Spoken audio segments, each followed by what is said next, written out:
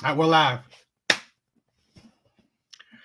Your balloons. Yeah, I got it. I'm gonna figure out. I know I'm not. I'm never gonna turn it off. I'm gonna keep it It don't on. matter. It don't matter. It makes it fun. What's up, guys? So welcome to Devil's Advocate. Okay. Um, if you don't know, right? Since you probably don't know, I've created. I had another channel, right?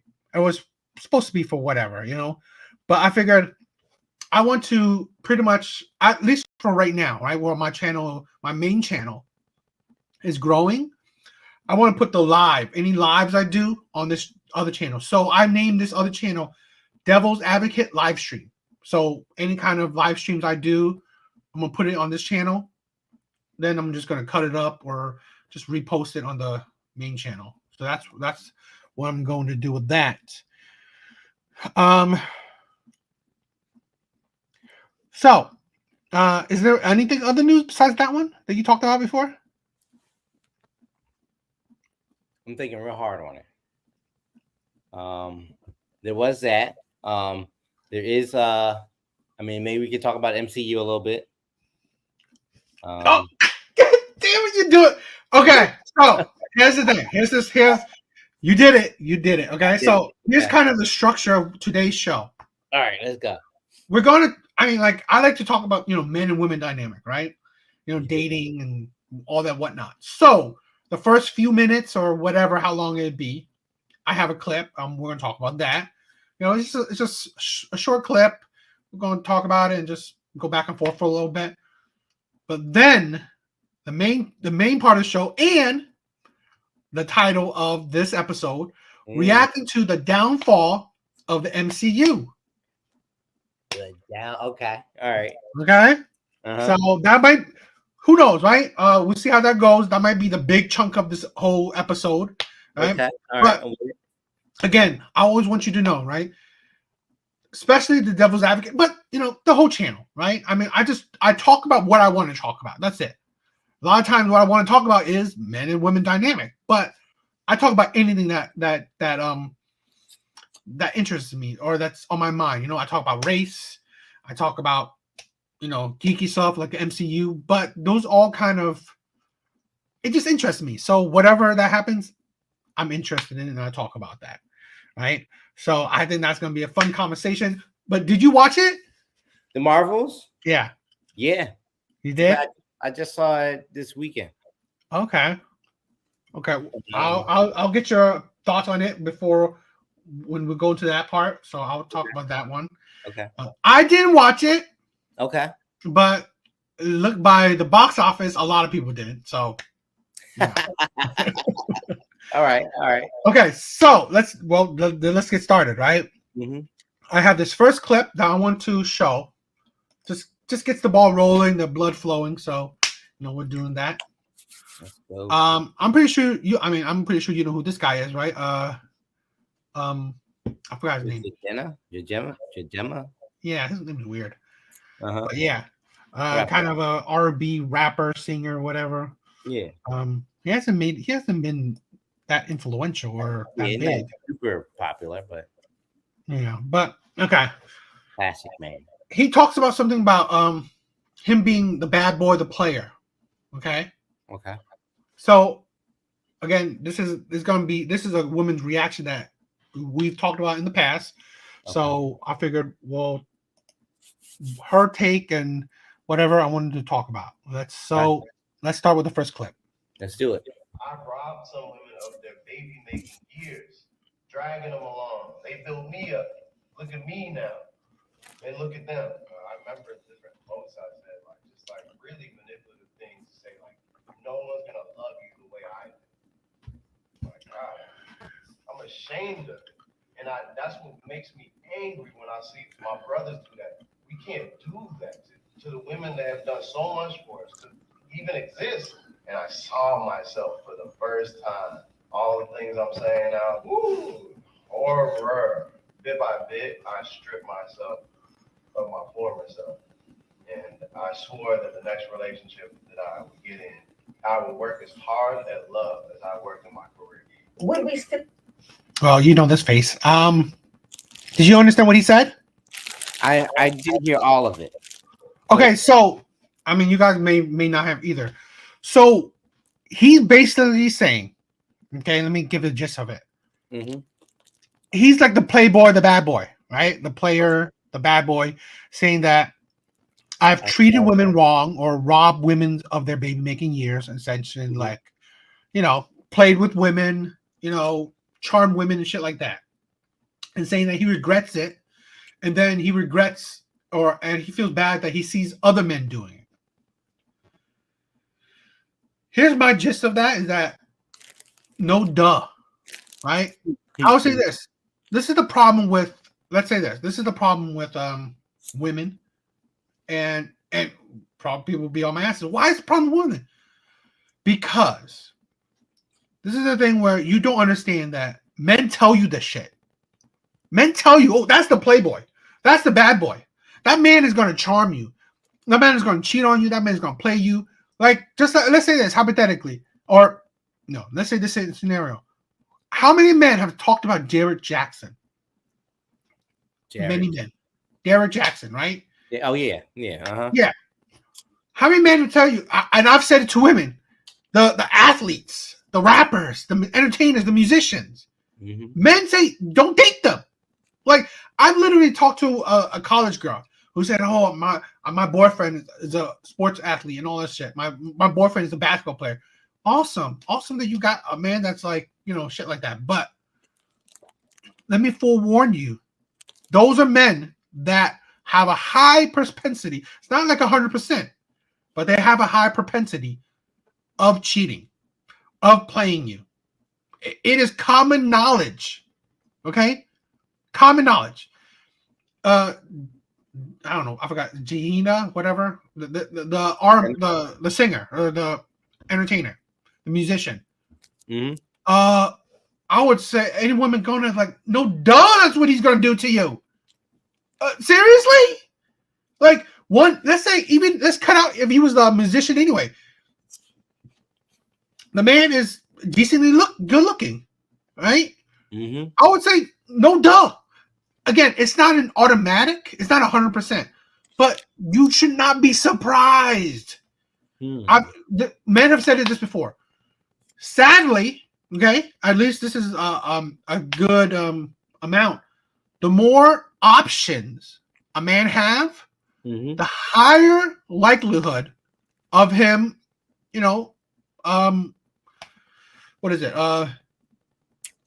Taking on those options, you know? That's it. Okay. So let's say even me and you, right? Although we could be, let's say we're the most honest, great, you know, like well-to-do, moral, and all stuff, right?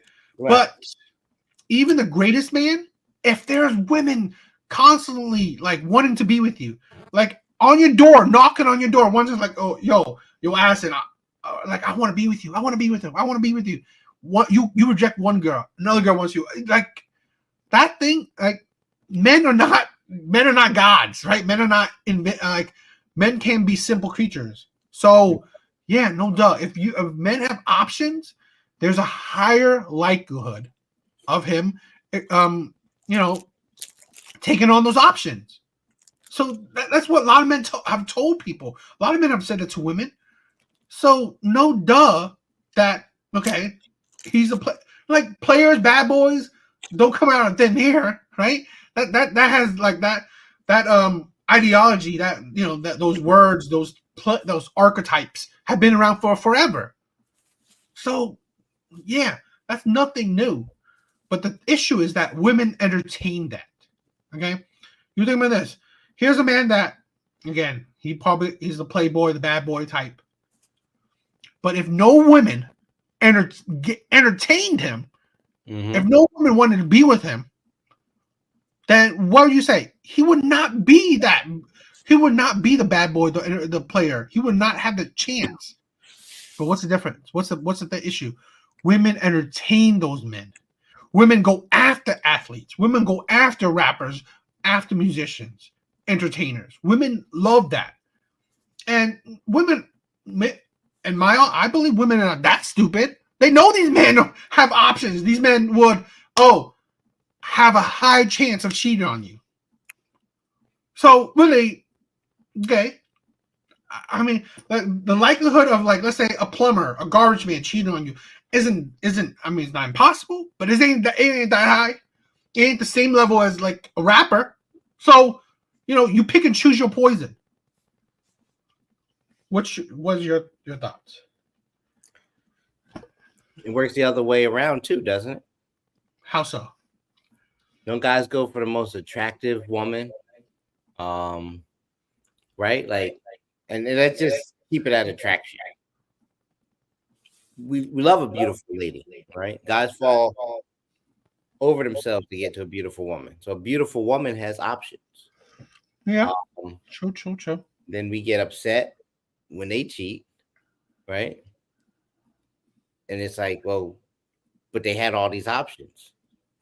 So I mean, if that's the case for the man, wouldn't it be the case for the woman? Or would we say that? Or are we saying that if you're a woman, you find a man who's well off and athletic or talented, they're good looking and they got money, that they're automatically a bad pick? They're probably going to cheat on you. And are we saying that a woman can't be with a man that they're attracted to because they're going to be unfaithful? And are we saying that a man can't be with a woman that's super attractive because they're going to be unfaithful? But let's say this. Okay, let's say this. This is the difference, right? Mm-hmm. Men and women are different. Period. Here's why I say that, right? Mm-hmm. Okay. A man that has options is different than a woman that has options. Okay. Okay. Let's say a woman, right, has options.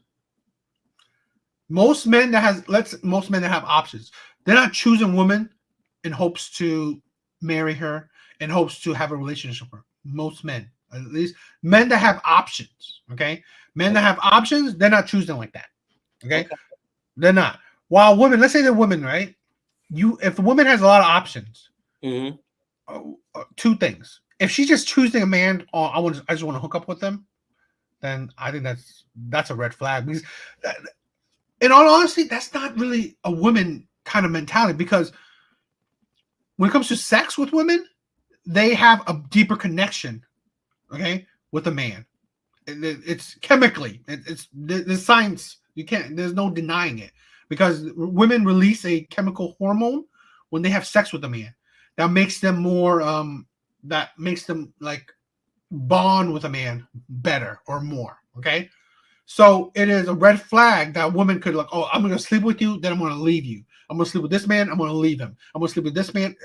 That's a red flag, because this woman is like, she's damaged. It's literally damaged. But it's not a red flag when a man does it. Because men don't usually do that. Men, right, don't release no chemical reaction when they have sex with a woman. Men, their love is more. It's beyond sex.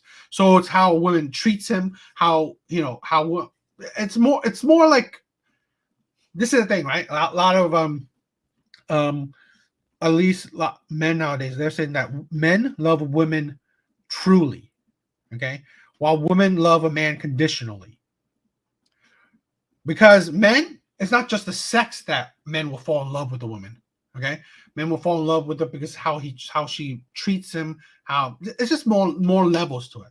While women, it's like the sex bonds them, but I mean, you got to have other like you have to have other traits. But I'm more saying, okay, if a woman, you're going back to your thing, like let's say dating a supermodel, right? A supermodel chose to date me, which I was like, why would you? I mean, like, that would be crazy in my view, because you have all these options. You choose to date me. I would tell a man too, you're stupid if you thought that this woman would blindly just want to date you, because it don't make sense. Where, let's say this, if a woman chose like with the options and then choose to date you and then cheats on you, it don't make sense, because why would you even choose that man to begin with then? Because that usually men and women choose on different things. It's just how it is. So if a woman is choosing on, because usually women choose men on so many attributes, like their height, their looks, what money they have, how how they make it funny, or personality types, finances. The list can go on and on forever.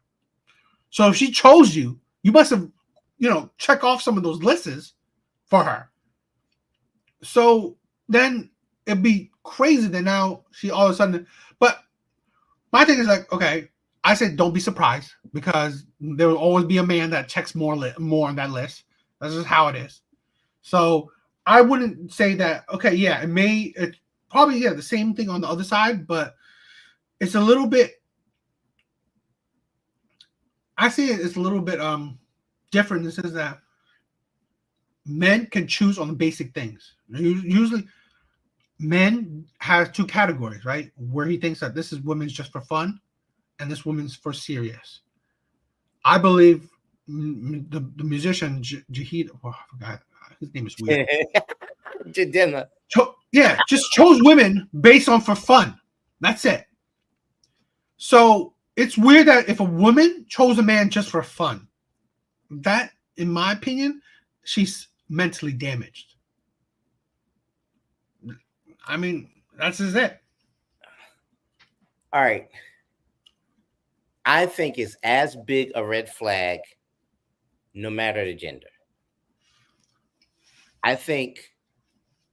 We're talking about how if you just said it earlier on. You said, yeah, we could have told you that man was going to cheat on you because he has so many options. If a man is sticking it in whoever and having his fun and having all kinds of sex, he's probably not someone you should settle down with, because he's probably not emotionally available. He's probably less interested in a commitment and more interested in having fun. And that's a sign that's a red flag, right? I think it's a red flag the other way too. I agree. Is it because like women don't naturally?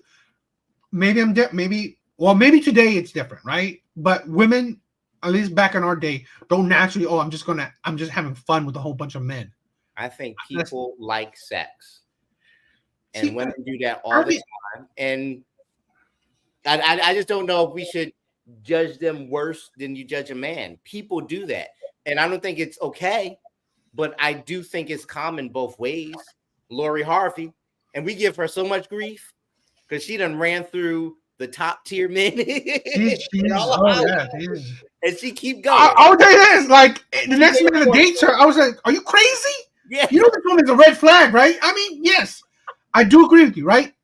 I agree with you when women, but this is the thing, right? Mm-hmm. In my opinion, right, and we've argued this to the cows come home, gender roles, masculinity and femininity. I honestly believe that's when a woman has crossed over to the masculinity side, where she's exuding masculine traits, just having sex with, just like racking up bodies. I think that's a masculine thing. You know, having no feelings that, wow, you just broke this man's heart. Oh, on to the next man to break heart. I mean, it's not a good thing if a guy does that though either. I never said no. This is not about good or bad. It's not good or bad. But I don't know about you.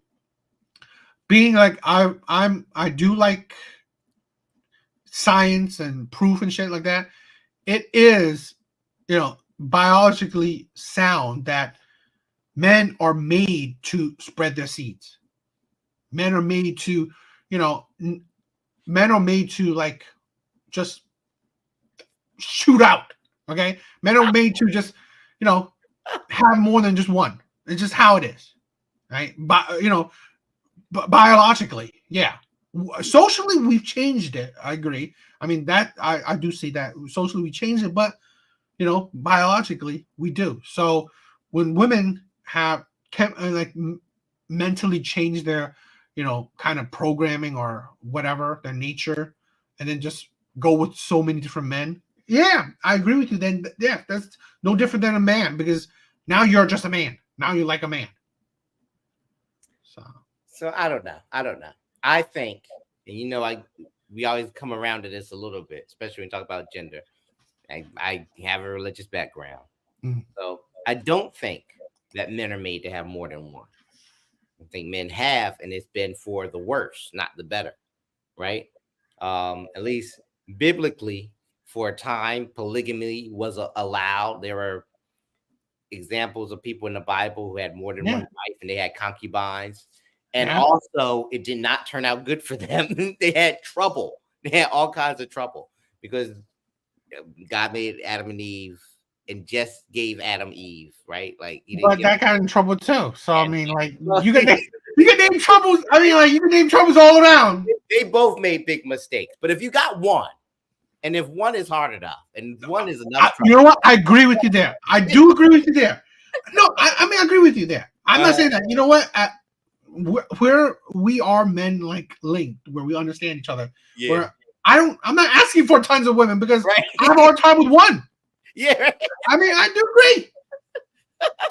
You know, I understand that. You know, it's for a certain type of man. You know, it's just like I always say this: there are in this life, there's just certain type of men. There men, different kind of men, right? Not every man can be a leader. Not every man could be, you know, the type that could deal with so many different women, right? So it's just how it is. But this is where I always said that it's goes back to women because women choose those type of men, right? It's just how it is. One of the things that maybe you agree with it or you don't. Women love men that have options. Women don't love men that exercise those options, right? But women love men with options. Yeah. Right? They love the athletes. They love men that are rich. They love the pretty boys. They love the players, the bad boys. You know, you can see that. You can see what do women don't love? The geeks, the nerds, the outcasts. I mean, like you can name you know the type that women don't love. Okay, it is the men that have little to no options. Yeah. And I hear you. I don't think it's very different the other way around. That's all. That's what I don't because we don't talk like we want a woman with options, but we all want a beautiful woman. And what does a beautiful woman have? Right? I agree with you there. And it feels good, like because again, we don't want her to exercise those options, but we want to have the gorgeous one on our arm, and we want everybody to see it too. Like, yeah, look what I did. Like, hey, you know what I mean? Like, but let's say this, right? When I said that men have two categories, right? The fun and the relationship type. Men know that when they go with relationship, they will trade down looks for relationship qualities. Men know that. Okay. Men are fine with that. Men will most men I want a 9. I want an 8. But you know what? I want to marry, so I'll get I get a 6 or a 5. Okay. So yeah, no doubt. Men would know that. But here, let's get this girl's reaction. All right. And then finish it out. I don't get this confession if it wasn't for this particular sponsored post. If there wasn't a brand sponsoring this truth, would he be so forthcoming? These men know that you're looking for a man that's emotionally mature and emotionally available. And sometimes to get you, they'll pretend to be. They'll pretend to be healed. And the best way to convince you that they're a new and changed man is to confess to all their sins. But sometimes that's another part of their game. They just add a deeper layer to it. That's how they get the women who are attracted to healing, attracted to growth. The women in the comment section are proof that talking like this, oh, it works. There are so many women in the comment section of this post saying like, wow, he really did the work. How do we know? Because he talks a good game. He talked a good game to those ladies. He just told you he's talked several women out of their childbearing years. Talking about in my next relationship. So you still ain't practicing what you preaching? Child, are we supposed to trust you? Like those other ladies did? You know who could have used this apology? The women that you wronged. I always said this. I think women are so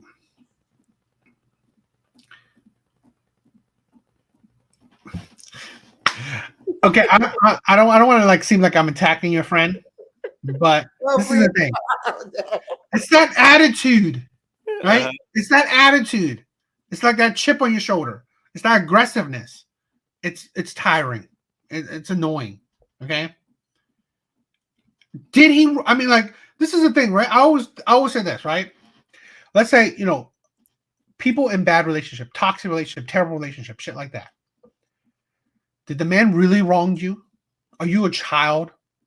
Did you not chose to be with this man? Did you not? And here's the thing. I've talked to women. Did you not choose to ignore red flags? They've said yes. So, did he wrong you, or you just chose to deal with a bad man knowingly? This is the thing where here's the delusion of women. Okay, you chose this man. Here's maybe extreme case, right? But there was a while back, right? A story, a woman who dealt with, she was in an abusive relationship for maybe over 10 years. Over 10 years. Abusive relationship. She gave this man multiple children. Gave him multiple children. And he abused her consistently. There is a certain point where we are coddling victims. Okay, we are feeding victims, right? Their emotional validation. And this is a controversial opinion, but I honestly believe women thrive on victimhood. It's like it's a drug, a dopamine effect. Okay, the adrenaline, being a victim, having people sympathize with you, having the attention of victimhood, because it gets to a certain point, right? Mm-hmm. How I'm saying like this, right? And I heard that story where he was abusing her from year one, before kids, okay? Mm-hmm. And having people tell her to leave him. Don't stay in it. Past year one, you don't listen to nobody. You stay with it, okay? Whatever. You're an adult. Had a children with him. Oh, okay, one child. Okay, some whatever. Still abusing her. Next, continue more years, have another child with him. Still abusing her. It's like, and then I think she had like maybe 3 or 4 children with him. Still abusing her. And then after 10 or whatever years, she wants to leave him. And what did it turn out? He killed her. I had a customer I was dealing with tell me the story. And this is the thing where how I feel bad for the kids, but how can anybody sympathize with that? Truly sympathize with that, where you see this man as a terrible man, and you gave him kids, and you gave him years of your life. You don't listen to nobody until years later, you built a stronger bond with this toxic, terrible man. So now in his mind, he probably can't even leave you. This is the thing where this is the problem where I honestly believe when you coddle people, you're only damaging them. Right? You're coddling these victims, supposed victims, right? Saying you wrong these women. Or were they wrong? Were they children or adults? This is the thing where maybe I've never been in such a, what is it, the Stockholm syndrome shit, right? Or are so mentally disturbed, mentally off, where so I don't maybe understand that world particularly per se. But this is a problem where like I said, I don't understand it, but I just think it's idiotic. I just think it's stupid in every way possible. We are adults. We choose the actions that we choose. Consequences happen regardless of what we choose. I mean, good or bad consequence will happen. So this is the thing where, like I said, I've told women, like I've told young ladies, you better be sure that you want to date this athlete, right? And you better know that this can happen. So if you date an athlete and then later on cry of victimhood, of being wronged, that he cheated on you, you're stupid. You haven't been wronged. You chose to ignore red flag. This is the thing where let's say this, getting your money stolen by a stranger, getting beaten by a stranger, getting there's so many different things that truly you can be wronged in. But being wronged in choosing to date a red flag, how is that you're being wronged? You chose this path. Imagine how many like good-looking athletic men might watch this and be like, "I'm not an a-hole." Okay, but to be honest, I would say this. Let's say an athletic man watches this. I would say you gotta be stupid if you think that there's no stereotype that okay, there's a chance that people like you do cheat. I'm not saying I've had this argument before with a man saying like I don't say that they're cheaters. I'm saying that men that have options have a higher propensity to cheat or to exercise those options. No duh. There's logic in that. You can't argue that logic. Oh, like no, they don't cheat. Really? Because there's constant stories of them cheating. But it's one thing to say there's a higher chance that they're cheat, and another thing to say you're stupid if you give them a shot. No. I wouldn't say that you're stupid that you give them a shot. I say you're stupid in being surprised that they cheated on you. I don't know. Because I would say you're an adult. Do what you want. This is the thing. Well, I'm not saying that you're stupid for doing what you want. No, you're not. You're an adult. You can and you're allowed to do what you want. The stupidity is that you're surprised, i.e., what we will talk about with the MCU. Disney is an idiot. Okay. But is that what you do? But I'll be excited to go into that. What I will say about the video clip we watched with and the lady's response to it, I'm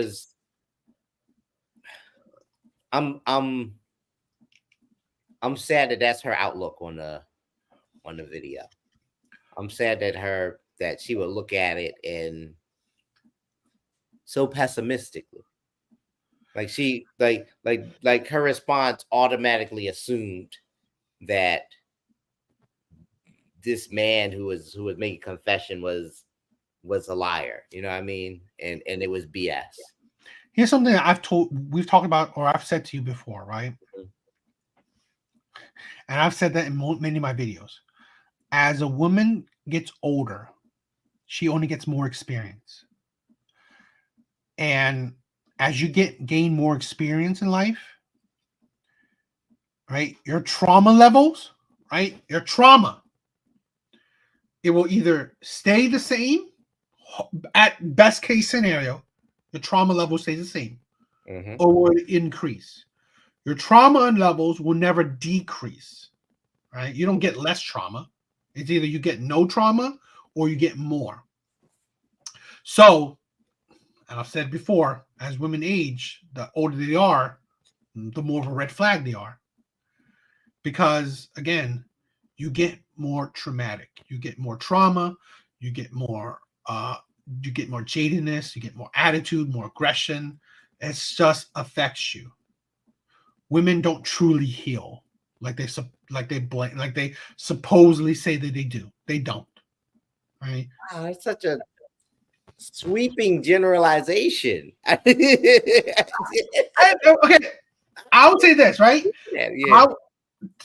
And we've said it before.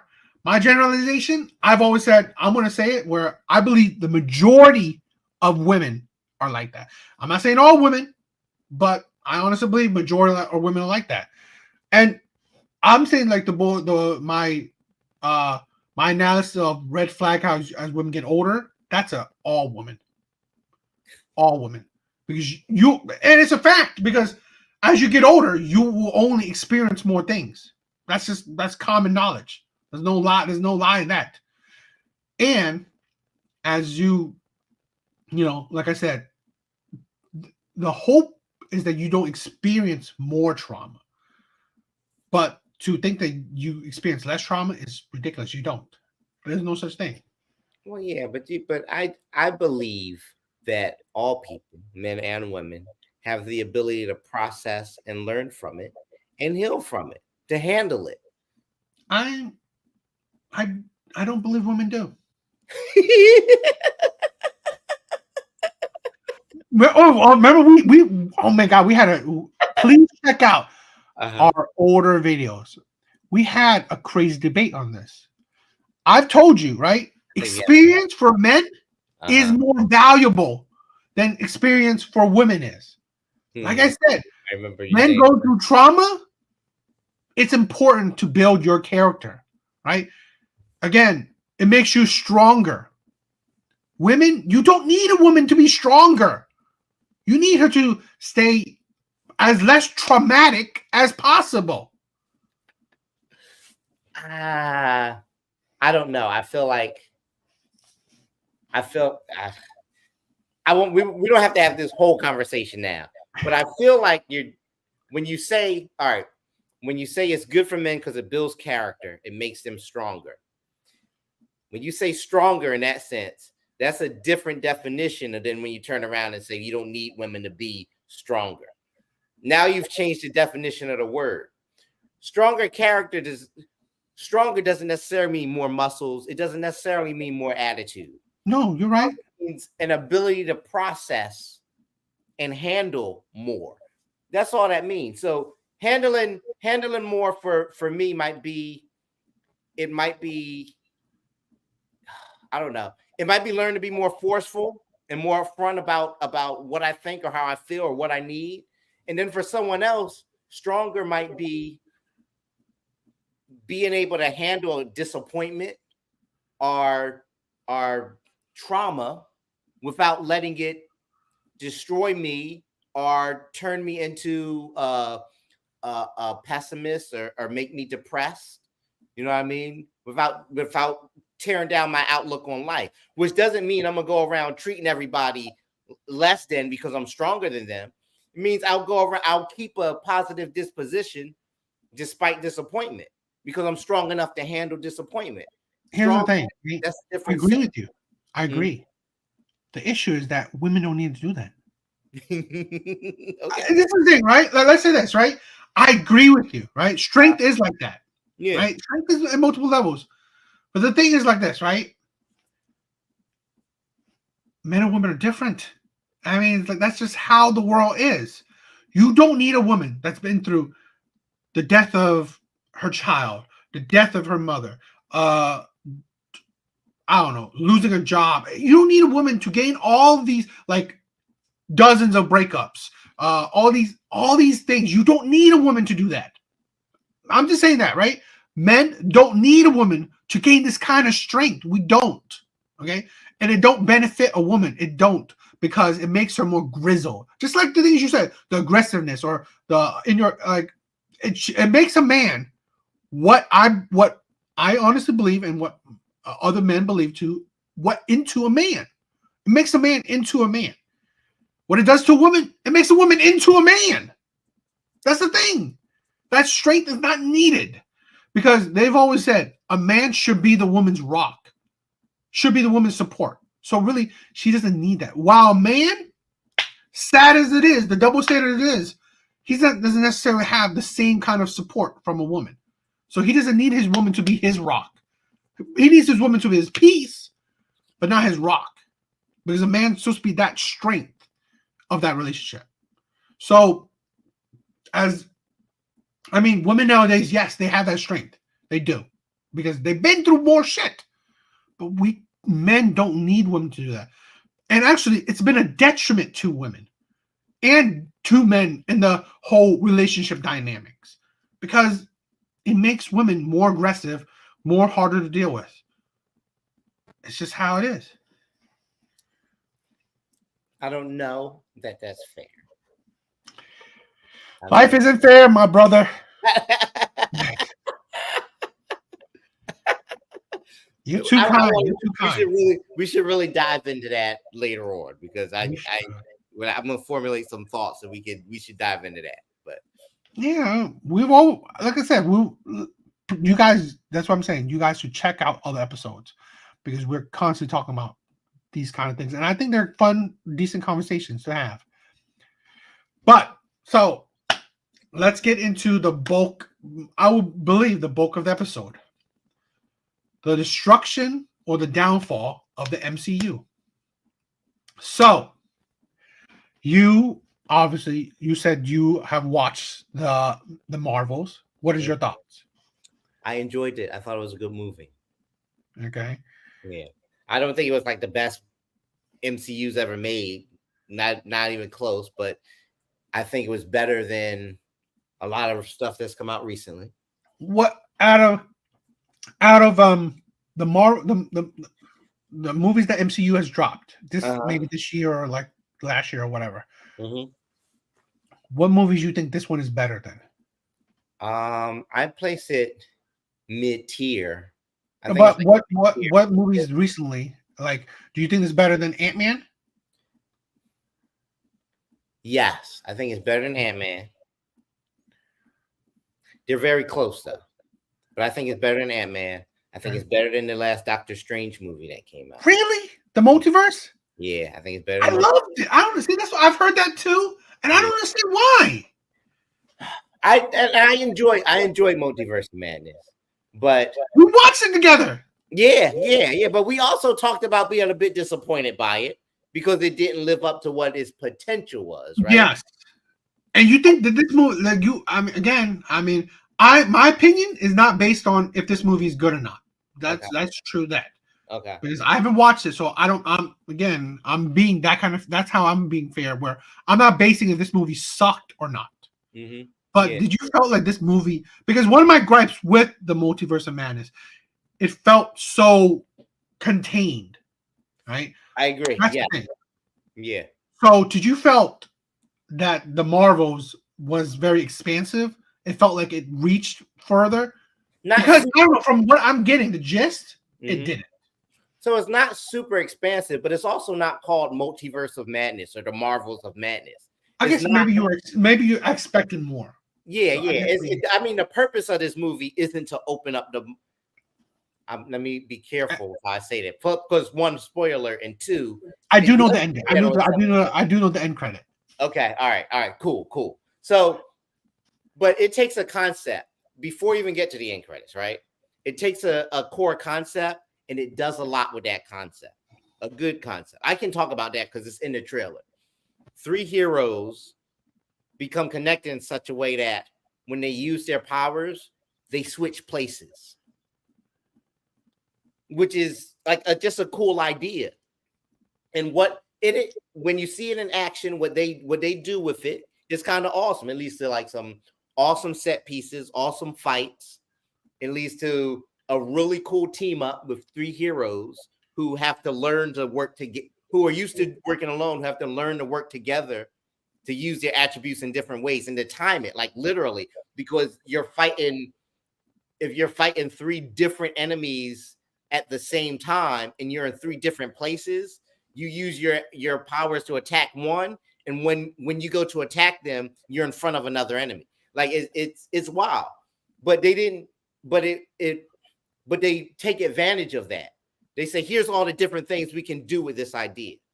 Multiverse of Madness did not do enough with their concept. They didn't do enough. I do agree with that.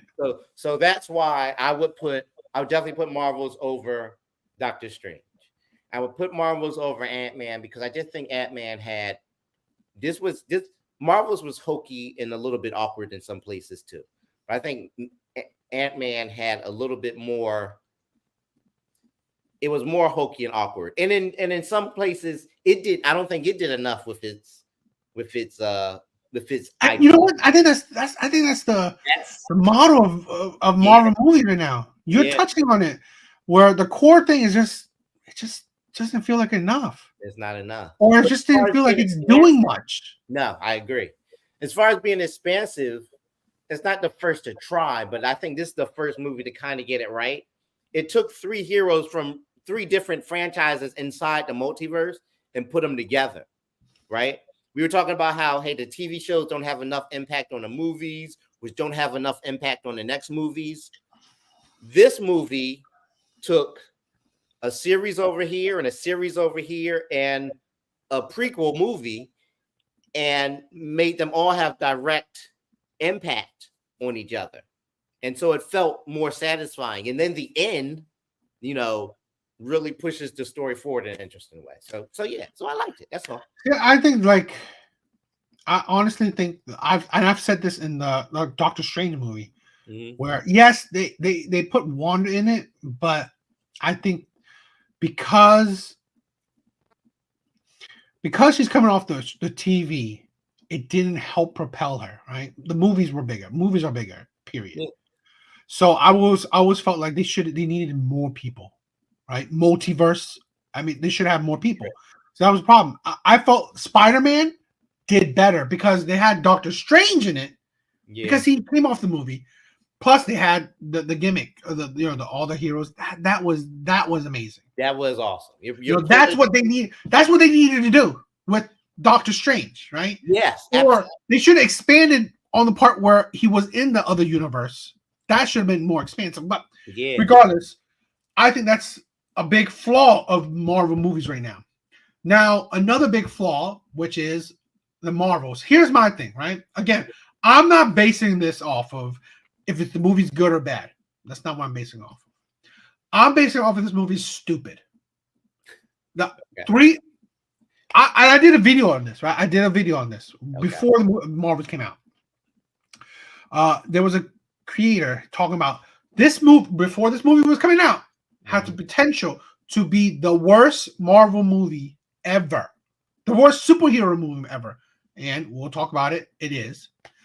But I said this, right? We have 3 female leads in an action comic book movie. What are you gearing towards? Who are you gearing this towards? The audience for the Marvels was 65% men. So even 3 female leads couldn't even pull women in. So who are you doing this for? You do it for men. Men are not asking for 3 female leads. Men are not asking for that. Okay? And to be honest, I mean, when I saw the concept, right, in my view, and you said they executed well, awesome. But as an outsider looking at the trailer, I felt like it was needlessly complicated. The switching powers, because we barely know their power sets to begin with. So now you're switching it over. You're making things complicated instead of exploring their own powers their way. But now you're switching it up they're going to have it's just how I saw the trailer. This isn't just my own view. It's just you made it complicated and you turned me off. That's how I went about it, because it's like, okay, I don't great. I mean, that's not interesting to me. Plus, let's say this, right? I know who the villain is now, but I didn't know who the villain was before. So so your main drawing point is the 3 female leads. The Miss Marvel, I could care less about. I don't really like her. The Photon Girl, she was okay in WandaVision, but again, I didn't care about her either. Captain Marvel, I hate her. So really, it's like you have 3 female leads that most people could care less about. Miss Marvel was one of the least liked of the TV series. So really, and the Photon was barely in, or didn't make much of an impact, or whatever, in WandaVision. So this is the thing where, okay, you're gonna kick rocks for any man. I heard I don't know what you said, but I heard a lot of other critics saying Samuel Jackson was barely in the movie, or barely that important in the movie. So it's like, this is the thing where and the female villain, it's like, okay, you just made a movie, an action movie full of women. Great. It's like, this is the thing where, to be all, and listen, my own honesty, what I said is that I like my action movie with a male lead. I'm sex. Okay, you call me sexist. What people will do. I like John Wick. I loved the Winter Soldiers, Captain America Winter Soldier. I love my action movies with male leads, or I love my action movie with you're putting girl power down my throat. There was Terminator, Alien, one female lead focused on her, right? It wasn't about girl power. But you know how much you feel like it's girl power and the movie that's practically all women? Directors, women. Most of the writers were women. Villain, heroes, women. It's like one side, Samuel Jackson, small role, practically the only male lead in the whole movie. So it's like, I get it. You want to empower women, but to be honest, right? Women didn't even want to see this movie. So really, going deeper. Captain Marvel movie. I mean, Captain Marvel books. We're comic book heads. Her series on all comic books don't even. This is the thing, right? Yes, you may like this movie, but I'm sorry, men in general are not dying for female, led actions, right? Or not like it's just so. You know what the alternative is, right? What? A world where all the leads in all the movies are men. But no, look at this, right? Captain America and the Winter Soldier. Scarlet Witch was a great part in that movie. Was she not? Yeah, I loved her in it. Yes, so I loved her in it too. Women are great as compliments. That's all. That's what you're saying. They can be compliments. They just can't be leads. Co-leads. She was a co-lead. She wasn't a co-lead. Okay, maybe she wasn't. Yeah. but like, look at this, right? Okay. Have you seen Charlize Theron, Old Guard? Yeah, I saw on Netflix. I like that movie. I did like it. Yeah. But it's the thing where this is the problem, right? Where I said it like this, right? We have so many other movies that have, like, first Black Panther. Okay, Shuri, she was fine. She was fine in it, but it's like the second Black Panther. It's all women. It's practically all women. But this is the thing. Okay, it's emotional. So I had problems with the second Black Panther, but it was not because there was a bunch of women in the movie. That's not why. My favorite part of the movie, they didn't have enough of. They didn't have enough women. They didn't have enough. Who's who's the beautiful older woman whose name I can't believe I'm drawing a blank on this. You want her? Like, she's like, they're not important. She's an amazing actress. She was the best part of that. That's not this is the thing, right? This is why I'm sorry, right? This is the thing where I'm saying, like, I'm not watching this to be an Oscar award winner. I'm watching this for good action, and it's like No. Here's what I think is wrong with men. This is a problem with men that they need to fix. Okay, our egos cannot be so sensitive that we have to see ourselves on screen. We're in everything. We're all over the place, but we have to see ourselves on screen. Or else we're in everything. Huh? What are we in everything? What are we not in? Hold on. The leads in most action movies are who? The heroes in most action movies. Can I ask you, who's the audience for action movies? Well, but no. That's hold on. Wait a minute. Who? Like this is the thing, right? A lot of men complain. How is a woman 5'6" taking down a man 6 foot and above? It's like, come on.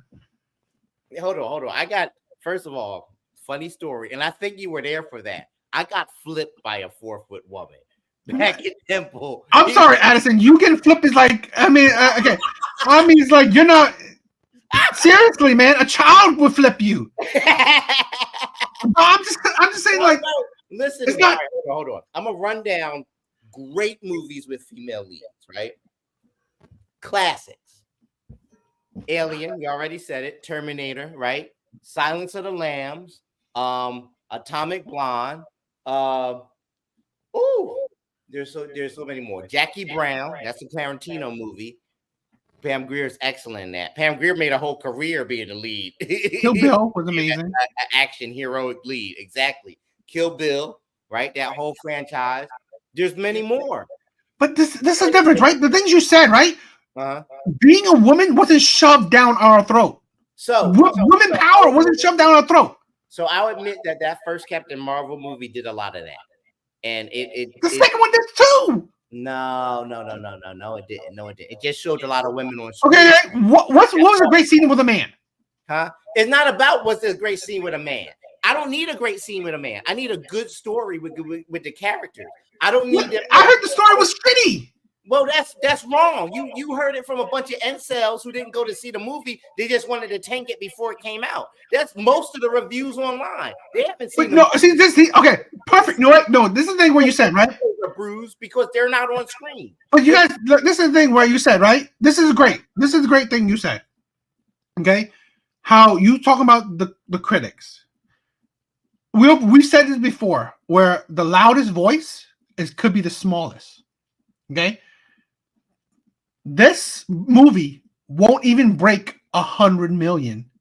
Most likely won't even break 100 million in the US. The incels are not the audience to do this. Okay. The incels are the incels have become the ones going to see the movie.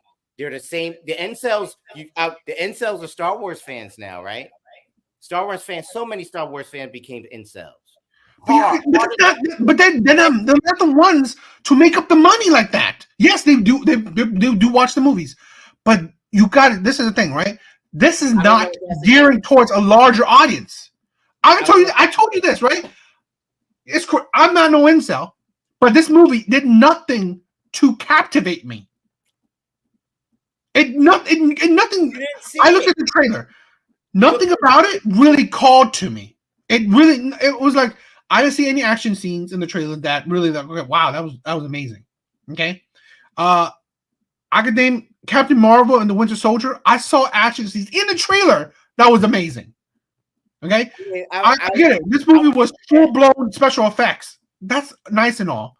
But it's like great. I mean, like that, it's like that's not the most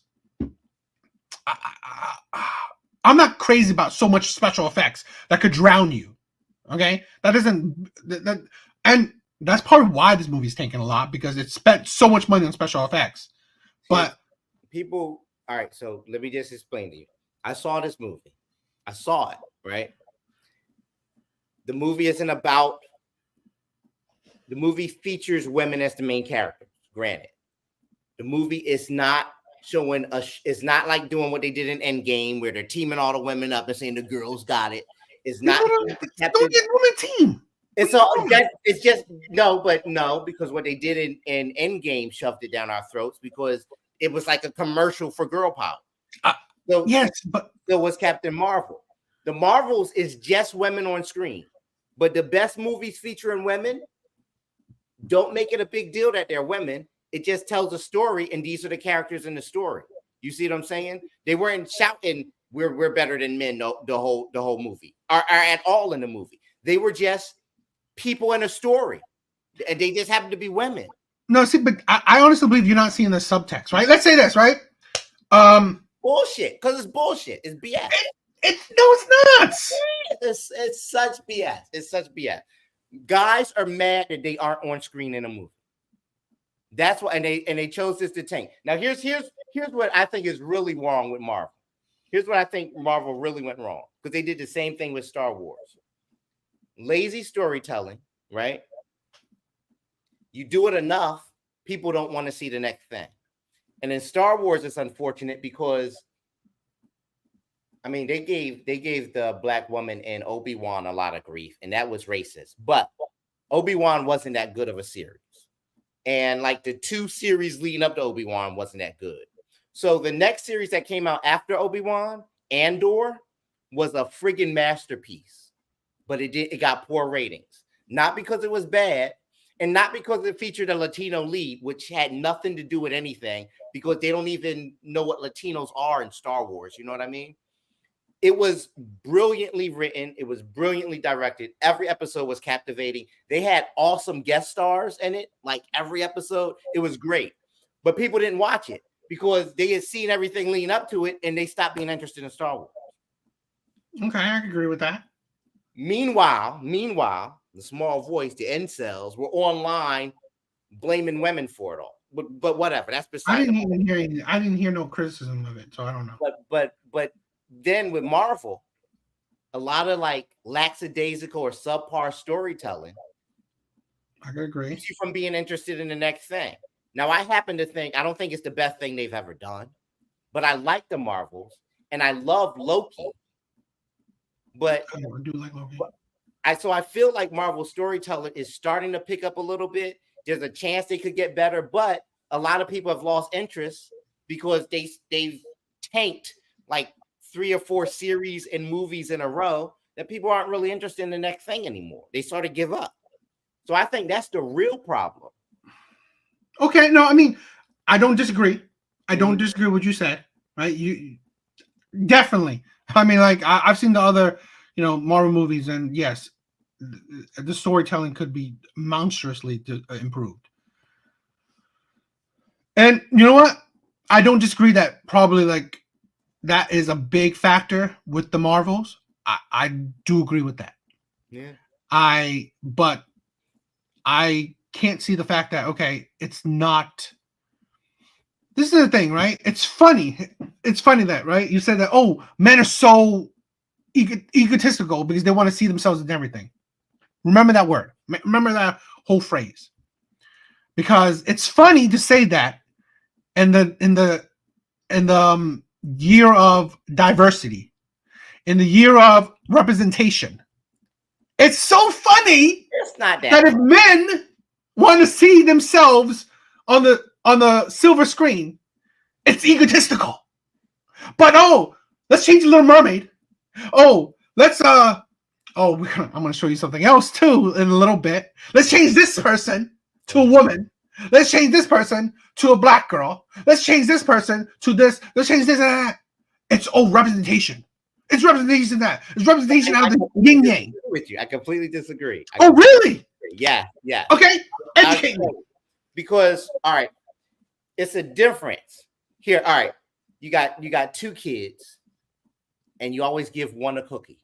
Every day you give one a cookie. Every day you got 2 kids, 1 cookie. Every day you give it to the same kid. Every day. Then one day you give the other kid wants a cookie, obviously, right?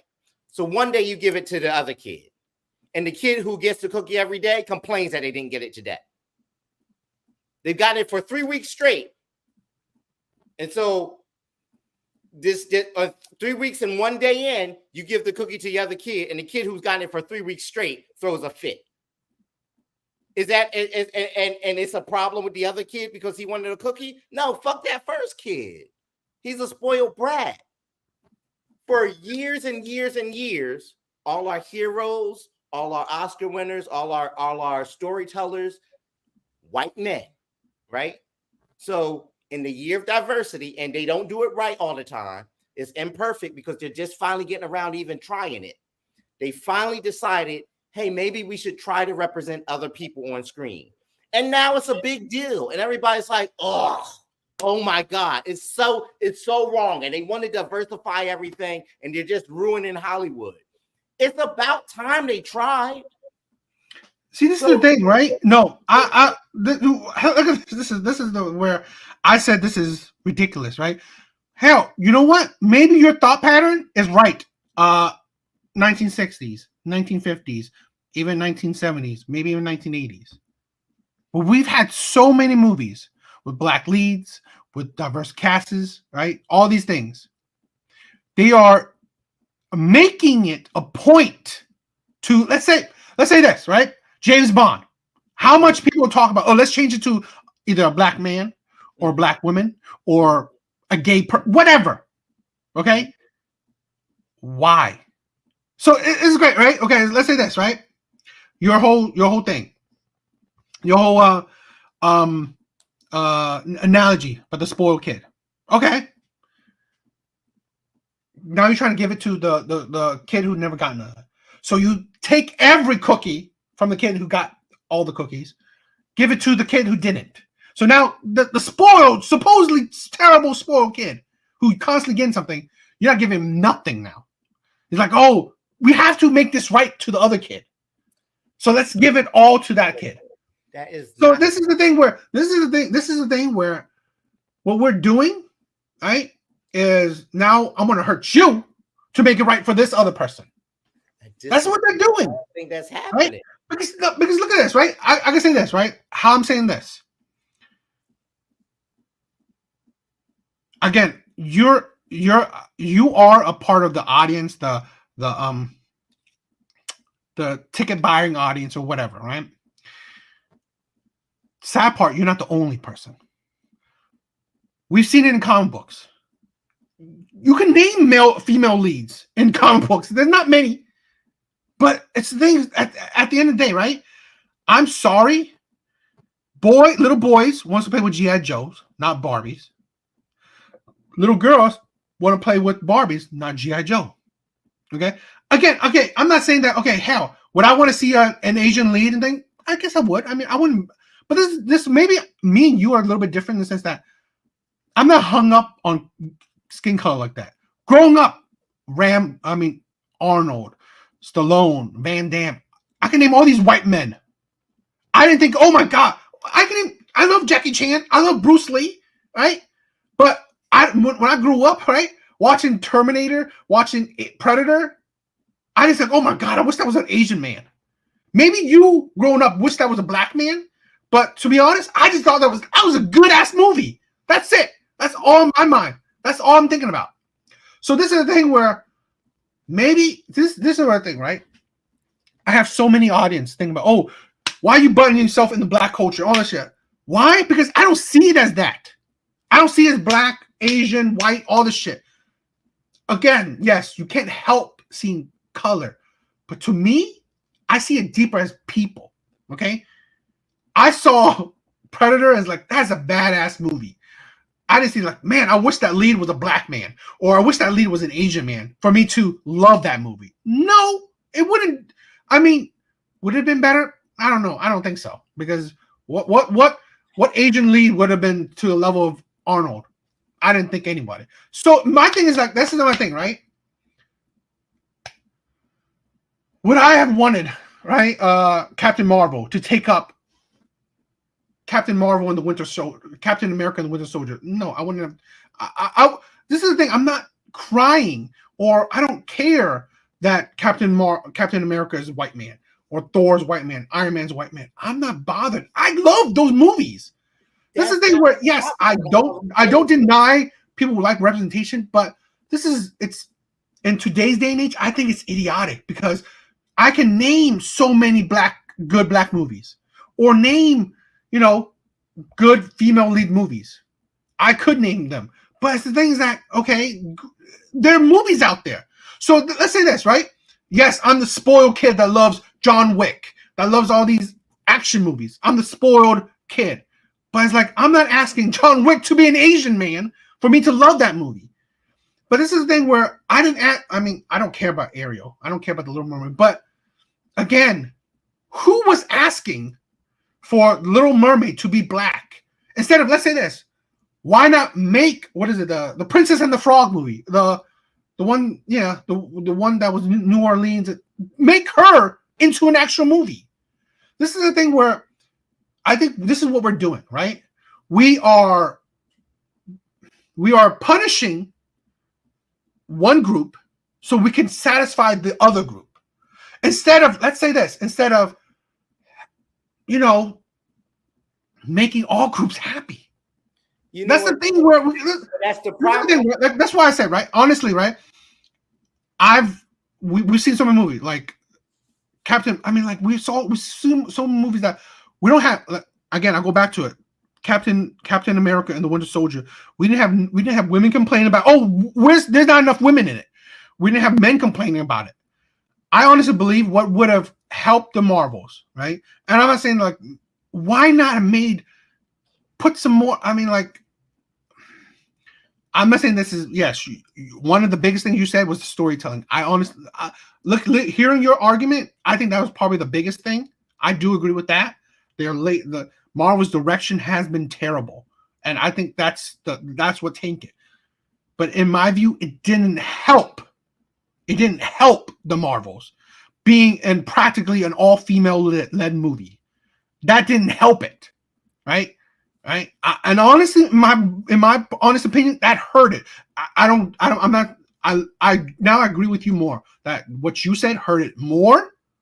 But let's say this: what your thing is probably 70%.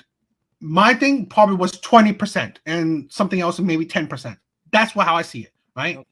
You're not helping the movie by doing that, right? Because again, yes, you want to be you want to have representation, but again, it's not gonna. There's nothing that makes me want to see it. That's the thing. Here's my problem. That people would view it as you're taking everything away and punishing one group to satisfy another. It's never. Here's why I disagree. I don't think it's ever been that. I never had a problem with Arnold and the Terminator, our Predator. Two of my favorite movies. I love them. Arnold is the man, right? Yeah.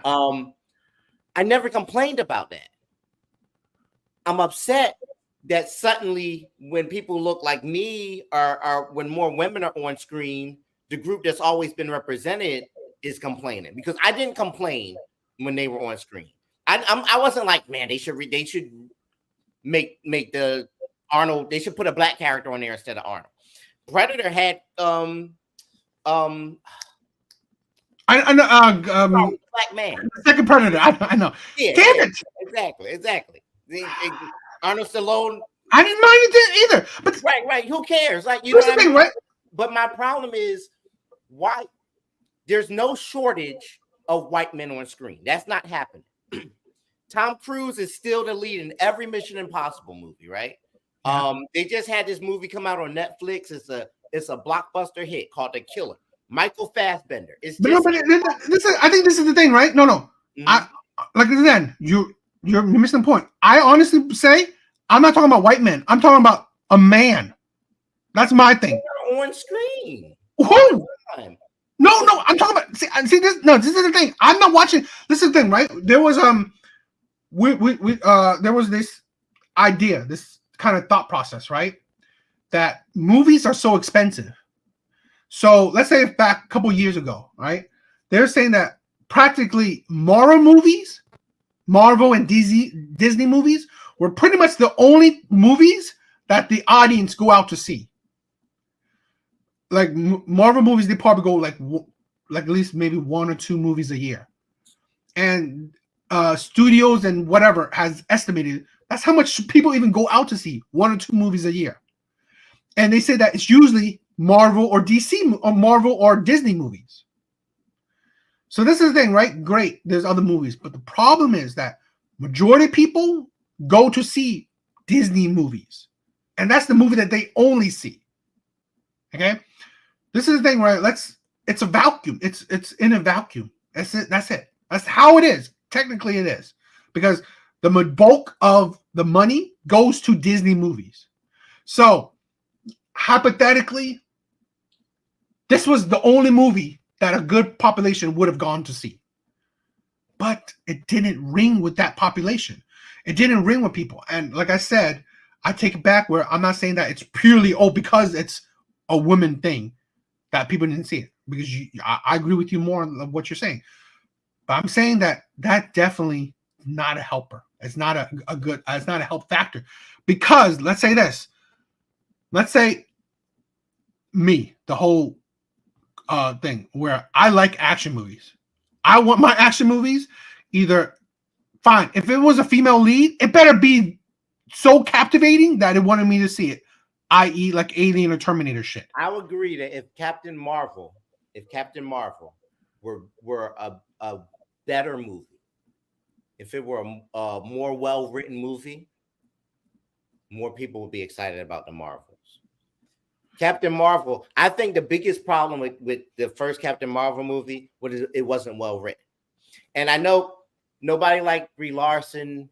Nobody liked her character. I know there was a lot about like her in the press and you know what? What would have, I think honestly, what would have helped balance her out is good. I'm as much as you may like the other leads, but they're nobodies. Their characters weren't that special, and to be honest, it didn't captivate anybody. They should have added a really like. This is the thing, right? Where let's say where we're going back to the story with, let's say with Strange, Ant-Man, shit like that. You have such a wide range of characters. You should have added another superhero. They should have had another superhero, right? A bigger name superhero or like a new hope super. I mean, it's like I mean, that could have helped. I'm not going to say that couldn't have helped. I think that could have helped. But they introduce heroes we don't care about all the time. And if the storytelling's good, we go on to care about them. The first Iron Man, honestly, Iron Man, when it came out, he was a C-list hero. He was. But that was a near perfectly written movie. But it was also a perfectly acted movie. I mean, I don't know your opinion, but I've heard that the actors weren't that great acting. They blame Miss Marvel's character in the first one was a blank slate. They wrote her as a girl with no memory and basically no personality. And we didn't learn much about her in the movie. That was the flaw in the movie. So there wasn't much to like. And you add on top of that, I'll agree with you, them pressing this girl power thing during the movie. And it was a complete flop. They didn't do that in this movie. And I'm telling, just take my word for it for now, because maybe you'll see it and think differently. But for now, I watched it. They didn't do that in this movie. They wrote her as a flawed character with stuff she needed to overcome, and she needed help to do that. And she wasn't so high and mighty about herself. In fact, she was really doubtful. And she was someone you could kind of get behind because you could root for her to overcome her challenges with help. But nobody's interested in seeing that because we saw the first Captain Marvel and was like, oh, I don't even like Captain Marvel now. So half the people aren't going to come out to see it anyway, right? They've already hurt themselves, and I do agree with that. It's a long road out. So I think that was the problem.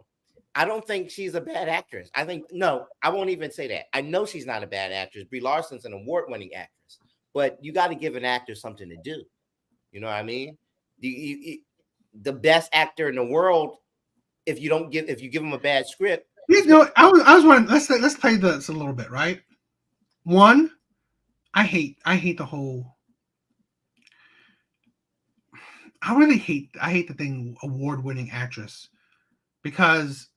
or award-winning people. Let's say that, right? I get it. Because like, does that really mean you're good? It's like, it means that you're good to the people who were voting for you. That's how I see that, right? A good actress or a good actor is that the majority of people see you as that. Okay, let's say, in my opinion, right? Robert Downey Jr. may never win an award in his life. I still think he's one of the best actors I've ever seen, in my opinion, and it's my opinion. But again, he's had a whole universe on his back, right? He pretty much carried the Marvel universe for a good chunk of time. So really, it's like he appealed to so many people. Absolutely. So to be honest, I put that more. This is why I was like, I always think award shit is just. But even Robert Downey Jr. has been nominated for awards. No. I know. I'm just saying in general, where the awards is, yes, I get it. It's pretty, you know, it's pretty on you saying award-winning actress, but to me, it don't hold a lot of credits. So I hear you, but I think it works the other way too. I mean, Brie Larson made her name in smaller movies, independent films that a lot of people haven't seen. Yeah. So to be honest, I can't credit her acting skills. So really, you may say it, but to be honest, the things I've seen her in, I think her acting is very subpar. I think people just don't like her personality. Well, I mean, of course, yeah. That's also stupid too. That's the thing, right? we go with that, right? That's the thing where everything leads to it. How I say girl power is that she's the type of person who does it. Why? Yes, maybe you say in the movie, I'll take your word for it, right? But what is it? What does it call it? The image or the Scott her off-screen image. No, just everything, right? The whole image of the movie, right? Brie Larson, right?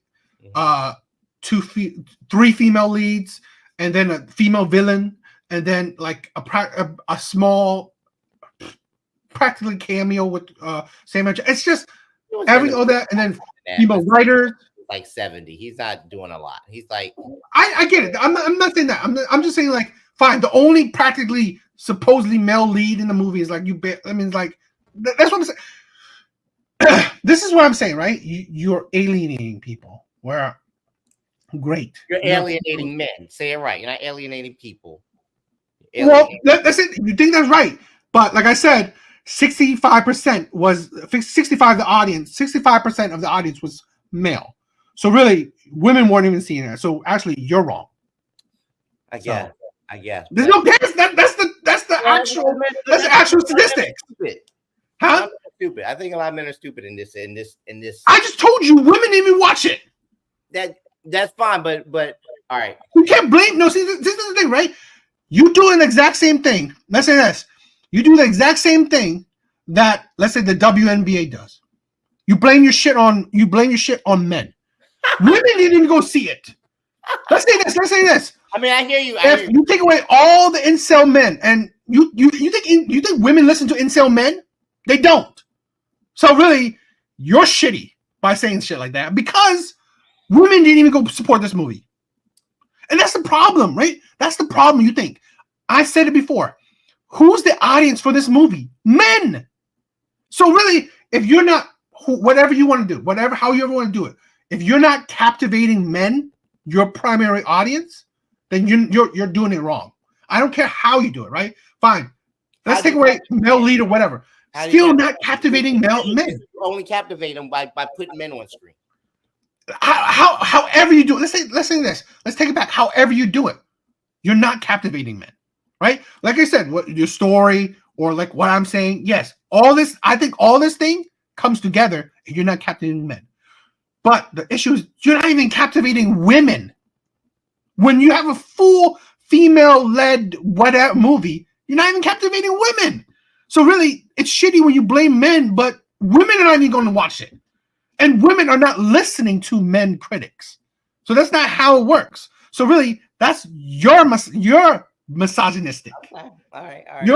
This is the thing. That's what I'm saying. Like a lot of people are doing that. You blame men, but like WNBA, that shit sucks.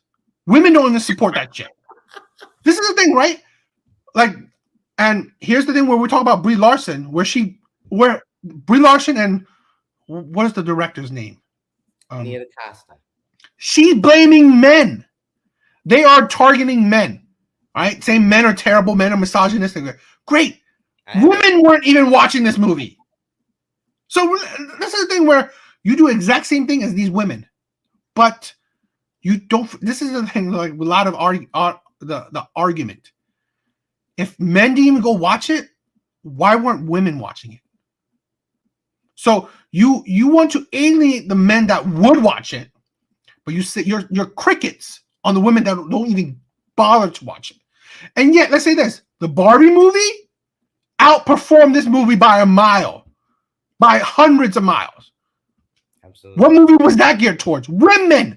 The main audience of that movie was women. So really, it's not like women can't push a movie to making, hundreds of millions. Of course they could. So really, your logic is like a woman, illogical. Okay, all right.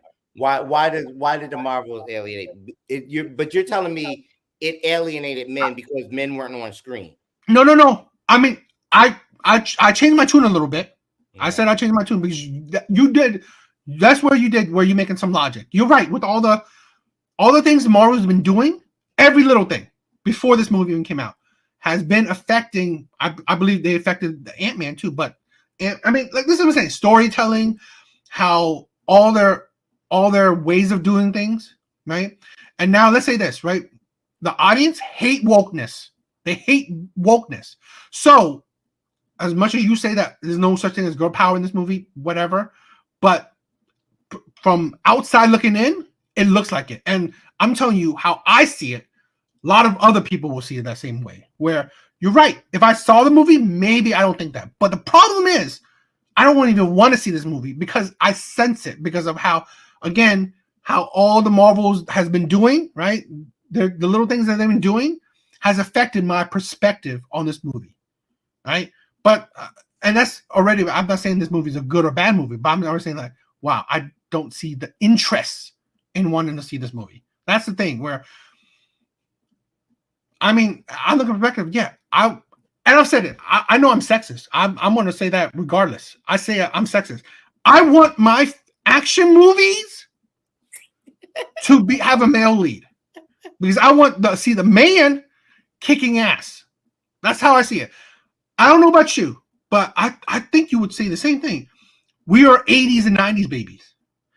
Like I said, Rambo, even Terminator, all these movies, Predators, all these Tango and Cash. I can name all these old ass 80s and 90s movies. Absolutely. I love those movies. I didn't care if there was a motherfucking white men. I love the action. I love action. That's it. And to be honest, I know this is sexist, but when I see women as female leads, I see there's going to be emotion in it. I can see there's going to be like just some emotional parts, periods, and just I was like, I can tell you this, right? Even if there's men doing that shit, I will fast forward that shit too. That's just how it is, right? I want to see some like this is the thing where I love John Wick. You barely saw that shit. He got stuck in a moment like, oh, I'm sad. Like his wife was dying like that, and it sped through that shit like lightning fast. That is my pure old 80s and 90s action. John Wick is how it is.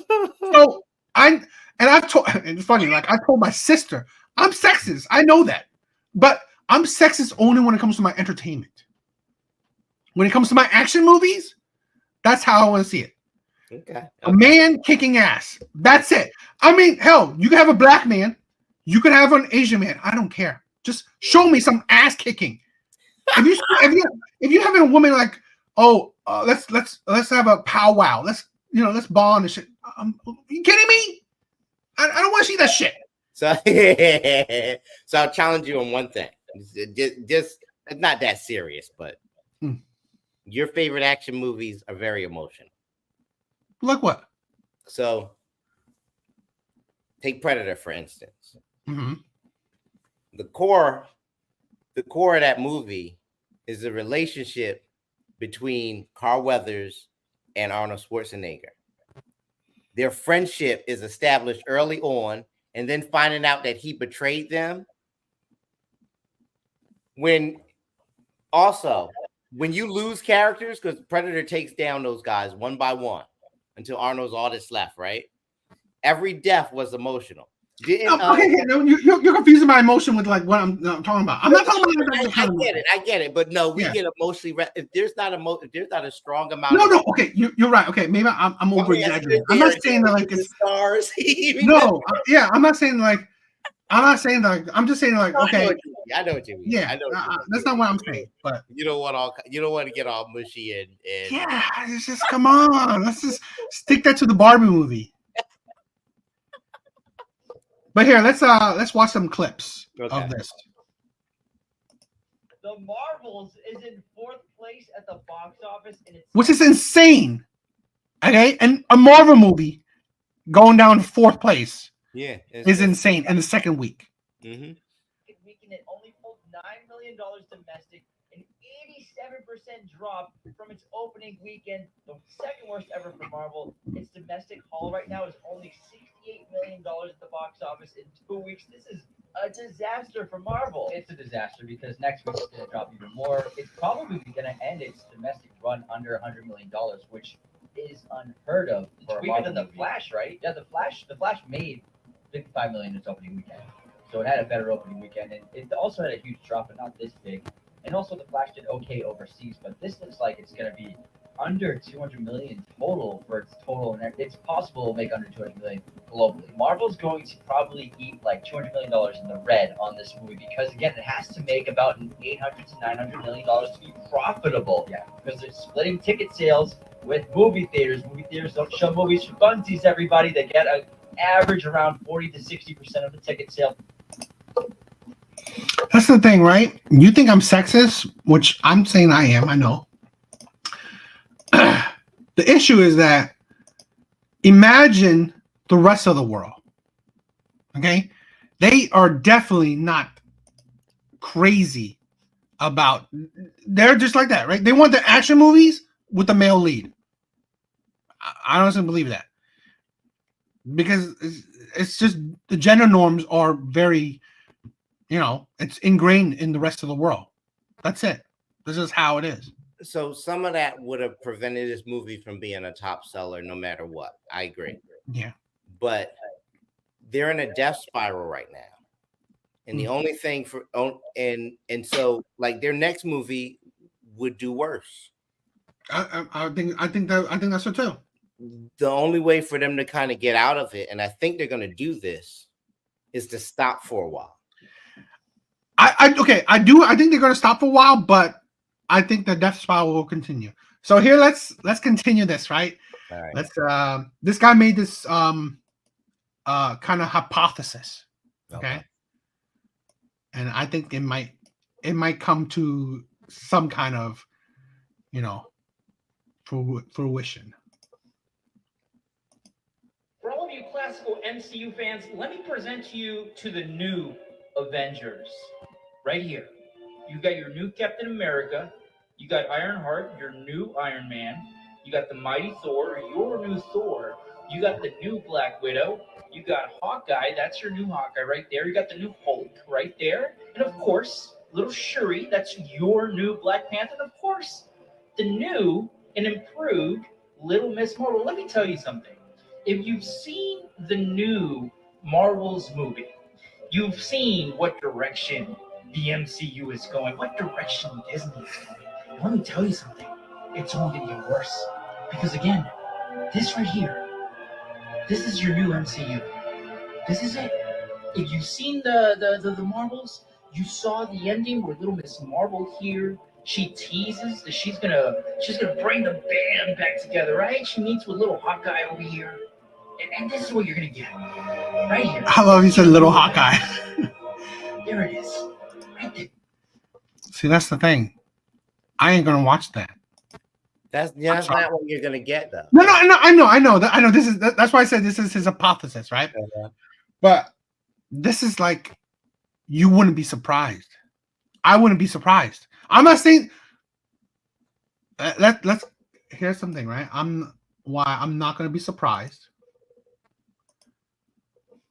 This guy who's gonna say this, he's credible, but I mean he's saying this is still a rumor. Uh-huh.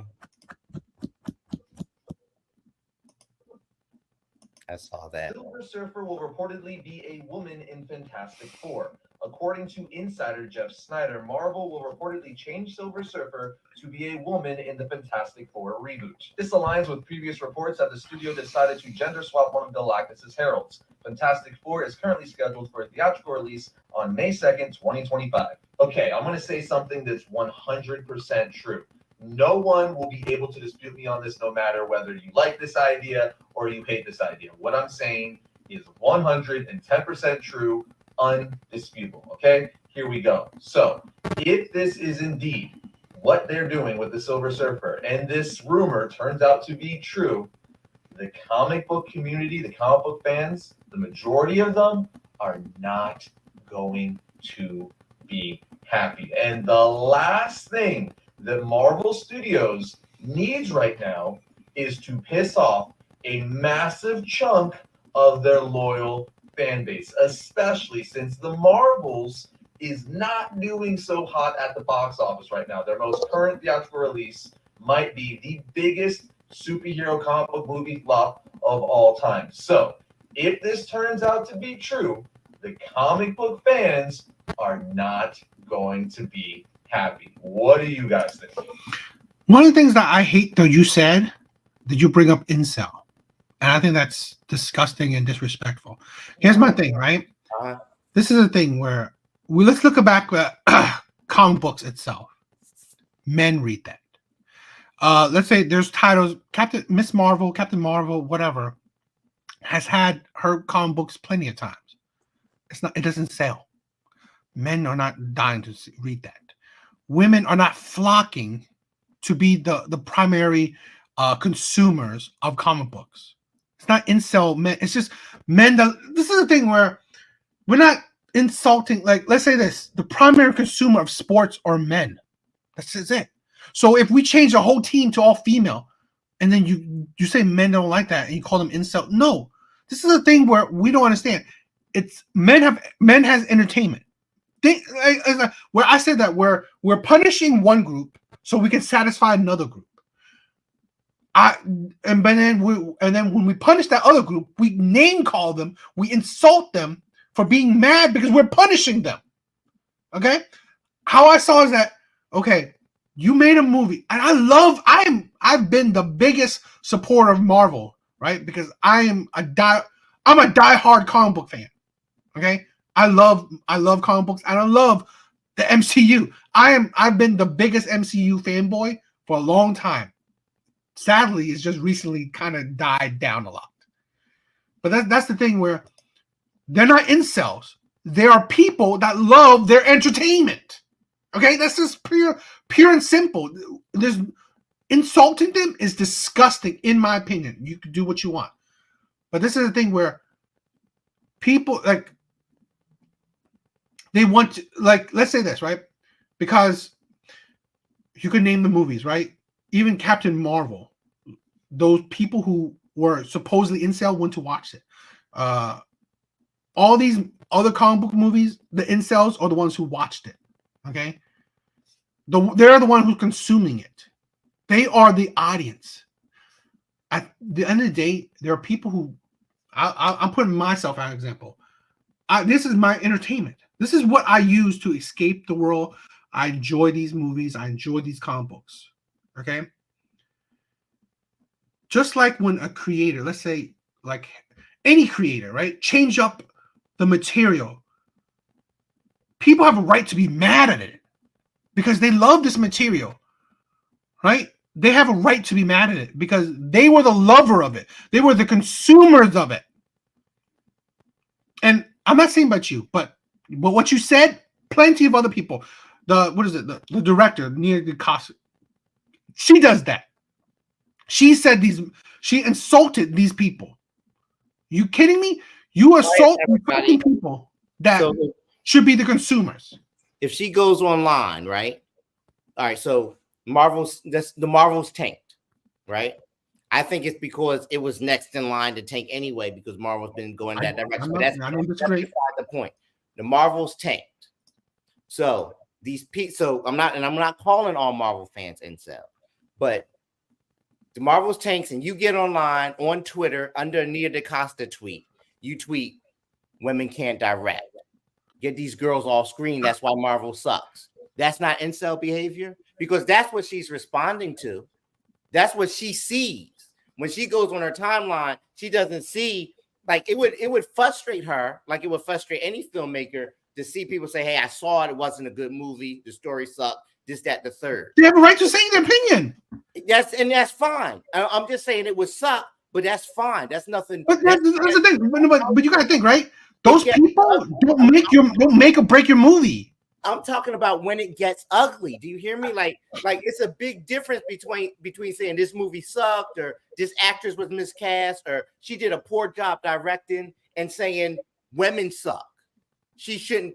But we don't need black directors directing our movies. I don't need to see women in my comic book movies. Get them off screen. That's what's going on. Okay, no, I don't disagree with that. Okay, fine, I get that, right? When someone's like arguing with you online, and you call this man an incel, fine, whatever. But the issue is that, right? When you like Brie Larson has done it. It's like, oh, we tanked because of the incels. No, that's not it. You didn't tank because of misogynistic men. You didn't tank because of that.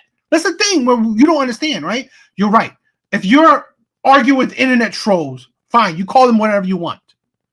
But when you say that, okay, we tanked or the movie did terrible because of incels, you're stupid. Because that's not how it works. You don't think they help? You don't think they No, they don't. Sure that it goes 0 on Rotten Tomatoes.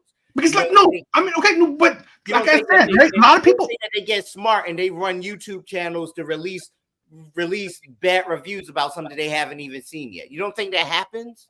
But that happens too. Like, no, let's say this. Let's say this. The primary reason, but acting like it doesn't happen or acting like they haven't figured out how to make it look like they're smart critics and just comic book fans when they're assholes doesn't happen. That happens. It happens all the time. Again, yeah, I'm not saying it doesn't. Than you think. I'm not saying it doesn't. But like, let's say this. Even the Barbie movie, there were men hating on that shit a lot. There were men constantly. I didn't want to see that movie. I'm saying, right? Yes, movies get hate. Movies get the Rotten Tomato, all this shit. I don't disagree with it. I don't disagree with that. But I'm saying that doesn't necessarily make or break a movie. Okay. I don't say that, right? I wouldn't say that. Let's say this. Most people, I honestly believe, don't use Rotten Tomato to make their judgment if they want to see a movie or not. I don't believe most people do. I don't even go on Rotten Tomato like that. Most people don't, in my opinion. Okay. So really, I don't. That's why I said, right, where this is like you are kind of moving the go. Is it moving the goalpost? Might be moving the goalpost, or you are ignoring the glaring facts of why this movie, because you want an scapegoat. Let's blame the incels. Let's blame the misogynistic men.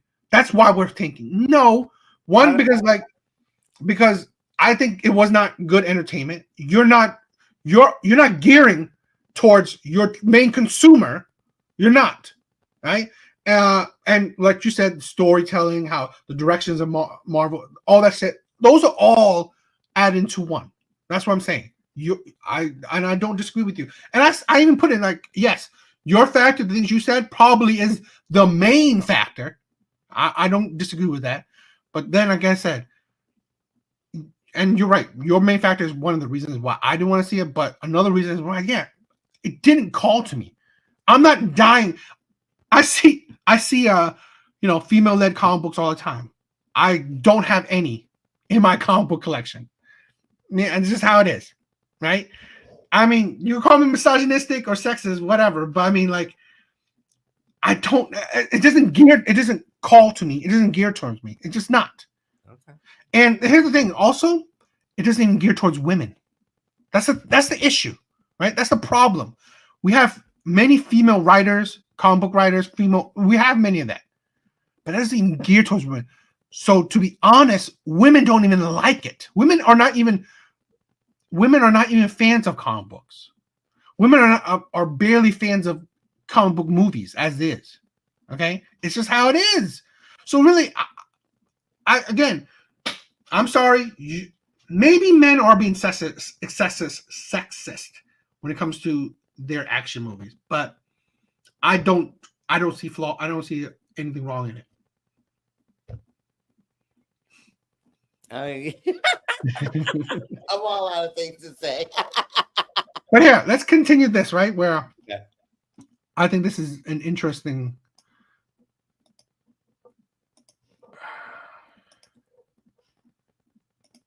Well, Disney is doing it once again because they have cast Pedro Pascal as the Reed Richards in the MCU's Fantastic Four movie. Again, Disney has cast Pedro Pascal as Reed Richards in the MCU's Fantastic Four movie. Now, this was a role that every actor was turning down. I didn't know this part, right? I didn't know what he's about to say.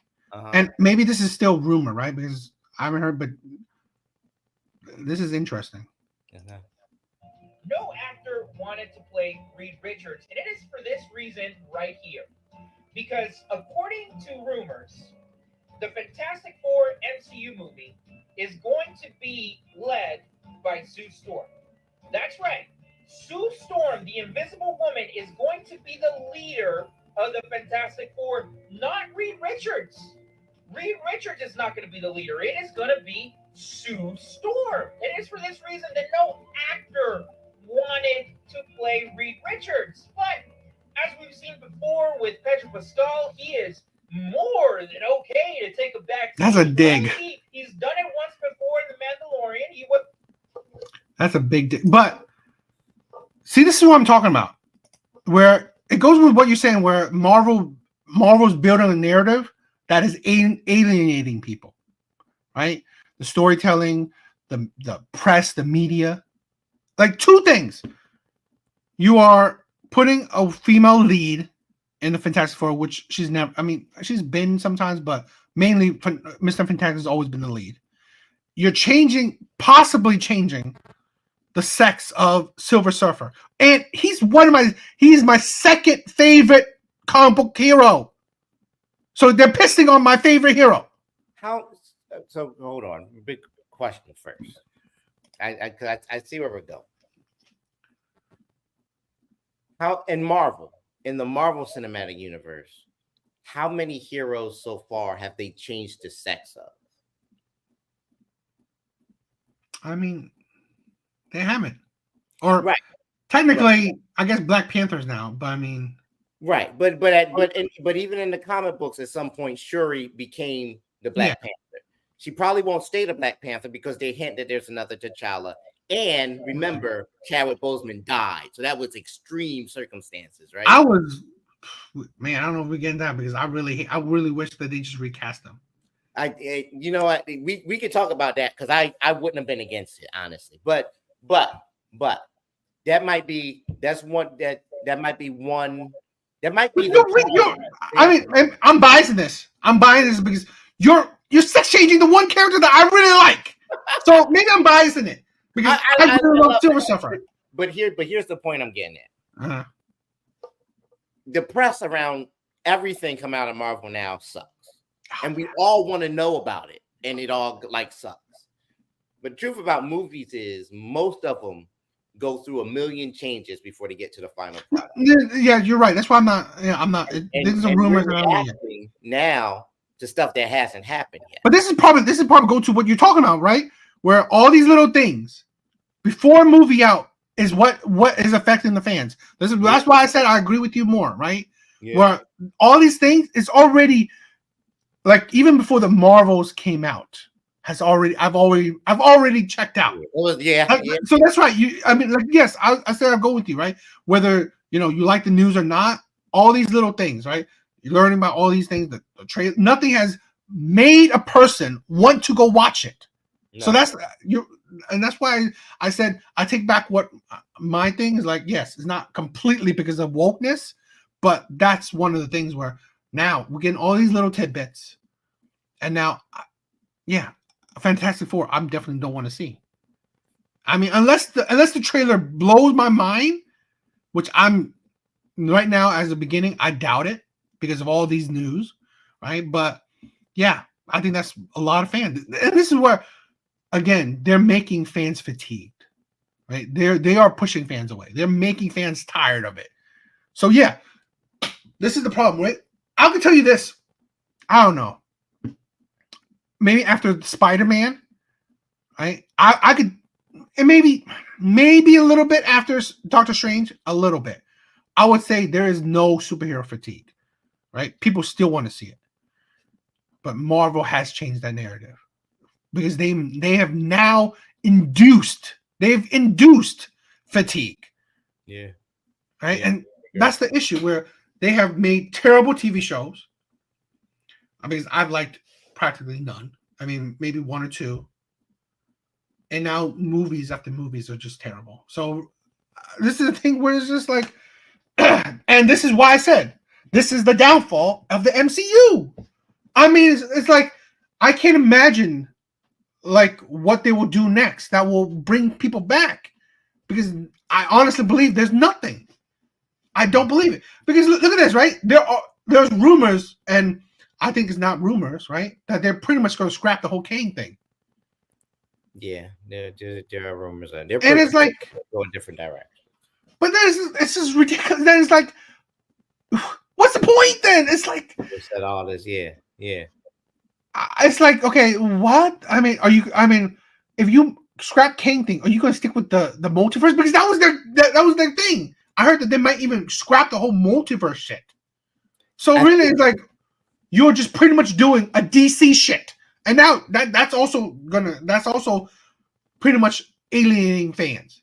Really, now you are at DC level. So really, that's why I'm like, I don't even care about. Like, and let me tell you this, right? My sister is she's not a comic book kid, but she's an avid MCU fan, and she has not seen any of these movies after Doctor Strange. So, and she's a woman. I mean, like, this is the thing. She's a woman who's watched practically most of the DC, most of the Marvel movies, and she's not been interested in any of it.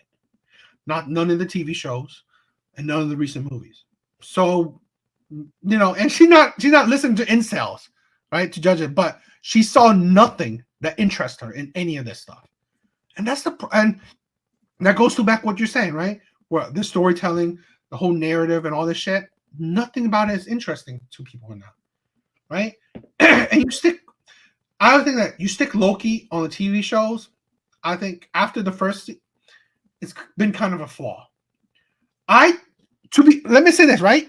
It just popped in my head. What would have brought Ant-Man to the next level? And maybe I'm wrong in it, but to a level that's close to an Avengers, if Loki was in it. I 100% agree.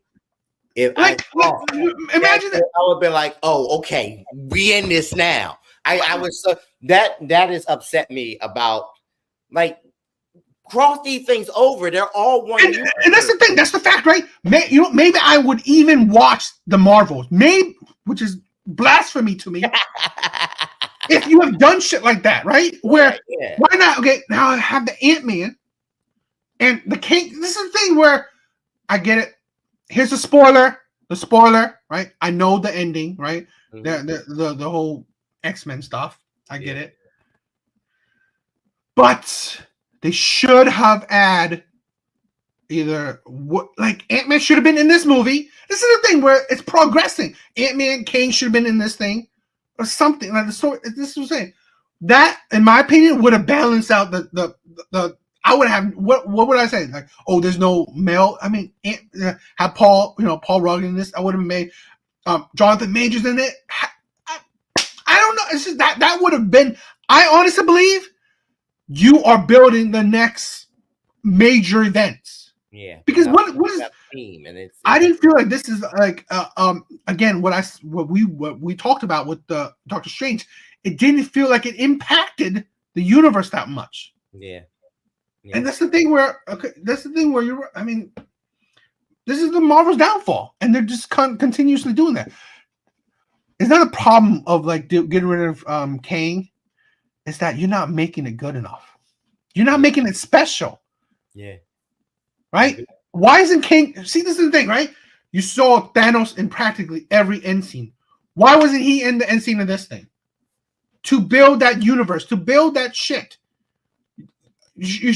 Honestly, after Doctor Strange, everything should have been about a multiverse. That would have built the whole idea to. I thought that's what we were gonna get, and like I thought that too. And I was like, no, see, after Spider-Man, everything should have been like that. Yeah, exactly. But Like, that's what they were there. I was like, there should be incursions everywhere. Everybody should be dealing with more and more. Exactly. Until, you know what I mean? But now, in their defense, I think it is starting to get really difficult for them to keep and pay the actors they need to do this. I think that's ridiculous. So, well, here's what I'll say. Robert Downey Jr. was done, and I get it, 10-year run, right? I don't think there's enough money. I don't think there's enough money in the world to get Chris Evans to be Captain America again, because he was tired of the role. He was not that it was bad or not fun, but he's like, listen, those workouts are hard. I don't want to do that, right? He's I mean, publicly has said that. Like, this is really difficult. Plus, he just wants to do different stuff. He's directing Yeah. things now. He's showing up in other stuff. A lot of the older characters from the phase that we loved and enjoyed, they're moving on because they want to do different stuff. The new actors aren't big enough. How much longer are they going to have Sam Jackson? They have to build a new team. They get a new villain, and suddenly there's whether it's true or not, suddenly there's all these legal things around him, right? I think difficulties are starting to pile up. And you need to keep this. You need to get a core that people like, and then keep them around for a long time. How long is Benedict Cumberbatch going to stick around before he's like, you know what, I might want to do something else? This isn't working out. And then what happens to their plans? They can't have Doctor Strange. They got to. I think no. I to be honest, right? You imagine this: if they promise Benedict the same opportunity, like he. Honestly, right? In all honesty, he should have been the face of the next Marvel universe. Agreed. The next phase. He should be all over. He should. He should be the phase of, let's say, what Robert would have been. He should be the phase of the next universe. Yeah. Why is this is the thing, right? We said it. Why wasn't he in any of these movies? He should put him in there. Like, I talked to you about this one with Doctor Strange. They should. I'm sorry. That they should. Kevin Feige is like a piece of shit now. I trust him better before, but now it's like you don't like, to be honest, right? You're not paying these actors the same level as you're paying the big three, right? You're not paying them the same as Evans, Robert. I don't even think they're paying the same as Hemsworth, right? I don't even think they're paying him as the other actors at that same level. I don't think so, at least not yet. But Paul Rudd, he could have been in this. I mean, they're probably not even paying him that much. He could have co-starred in this one, or what? It's just that's what I'm saying. Like, you could have put them so much more. You're not capitalizing on you think, right? These characters, you don't know them enough. This is the thing where the next phase should have been building them more. Here's the thing, right? Although I'm not a fan, I don't think it made me watch it. But why wasn't Shuri in this thing? That's the thing where I'm saying, like, okay, if I was the lead of if I was Kevin Feige, okay, as much as the fans are hating it, let's build it.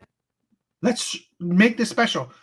Honestly, like, I get the whole cohesiveness, right, with those people, but the issue is that you're adding new characters that have no basis, and you already have other characters like, let's say, Shuri, that really has no fan base. That has Paul Rudd barely has a fan base, right? Even though he's been in a few movies, Avengers, the Avengers, he was a kind of a pivotal part, but he didn't have that much screen time or that much of an impact.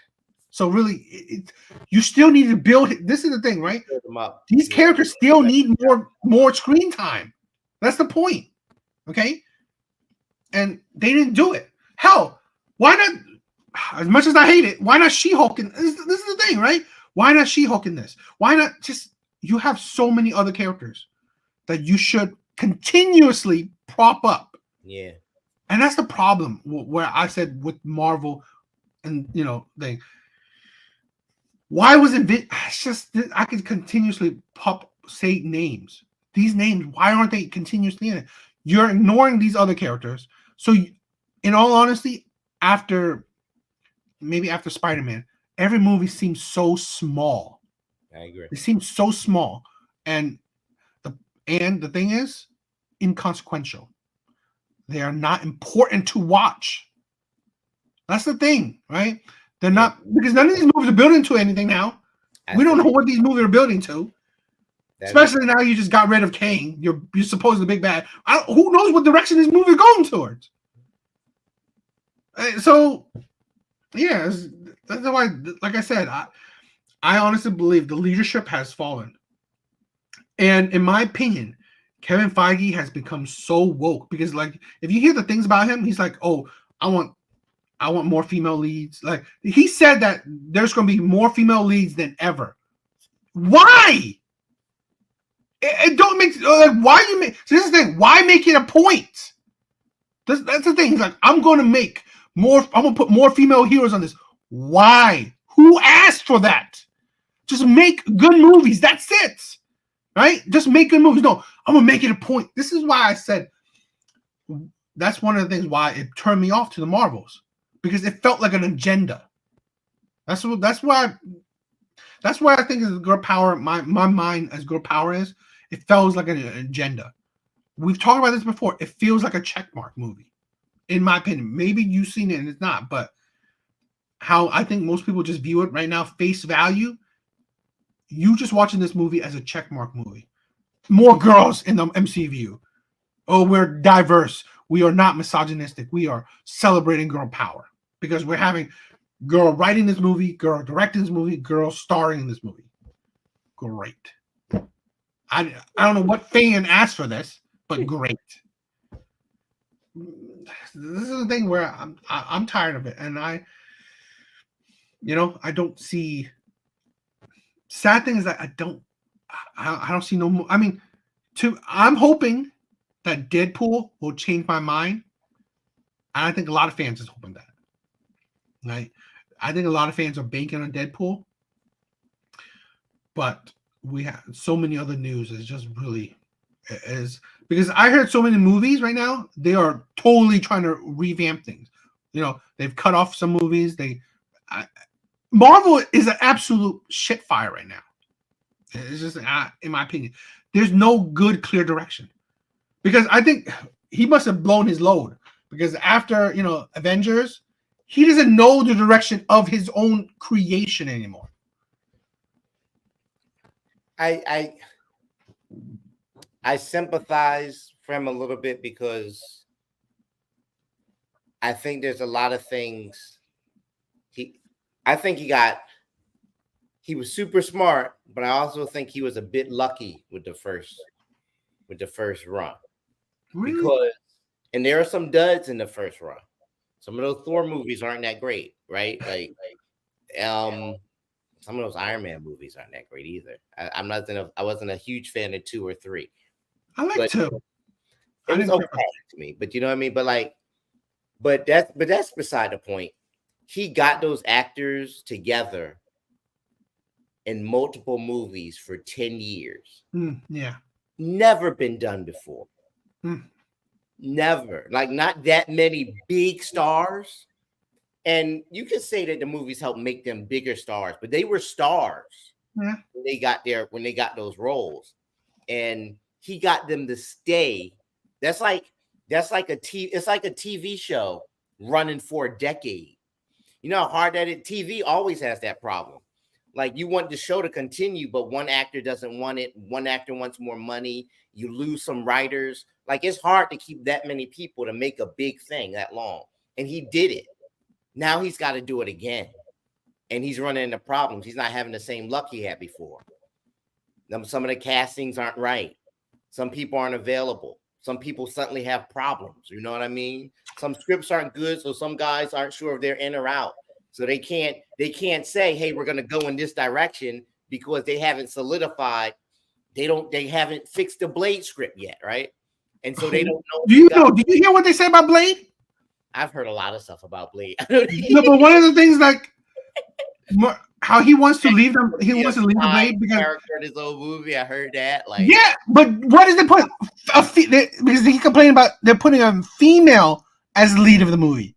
That's what I'm saying. This is I don't know how you could be on these people's, like, be on their jockstrap, because, like, really this is like, that's what I'm saying, right? They're doing that across the board. I just showed you so many, although rumors, but these are not surprising rumors.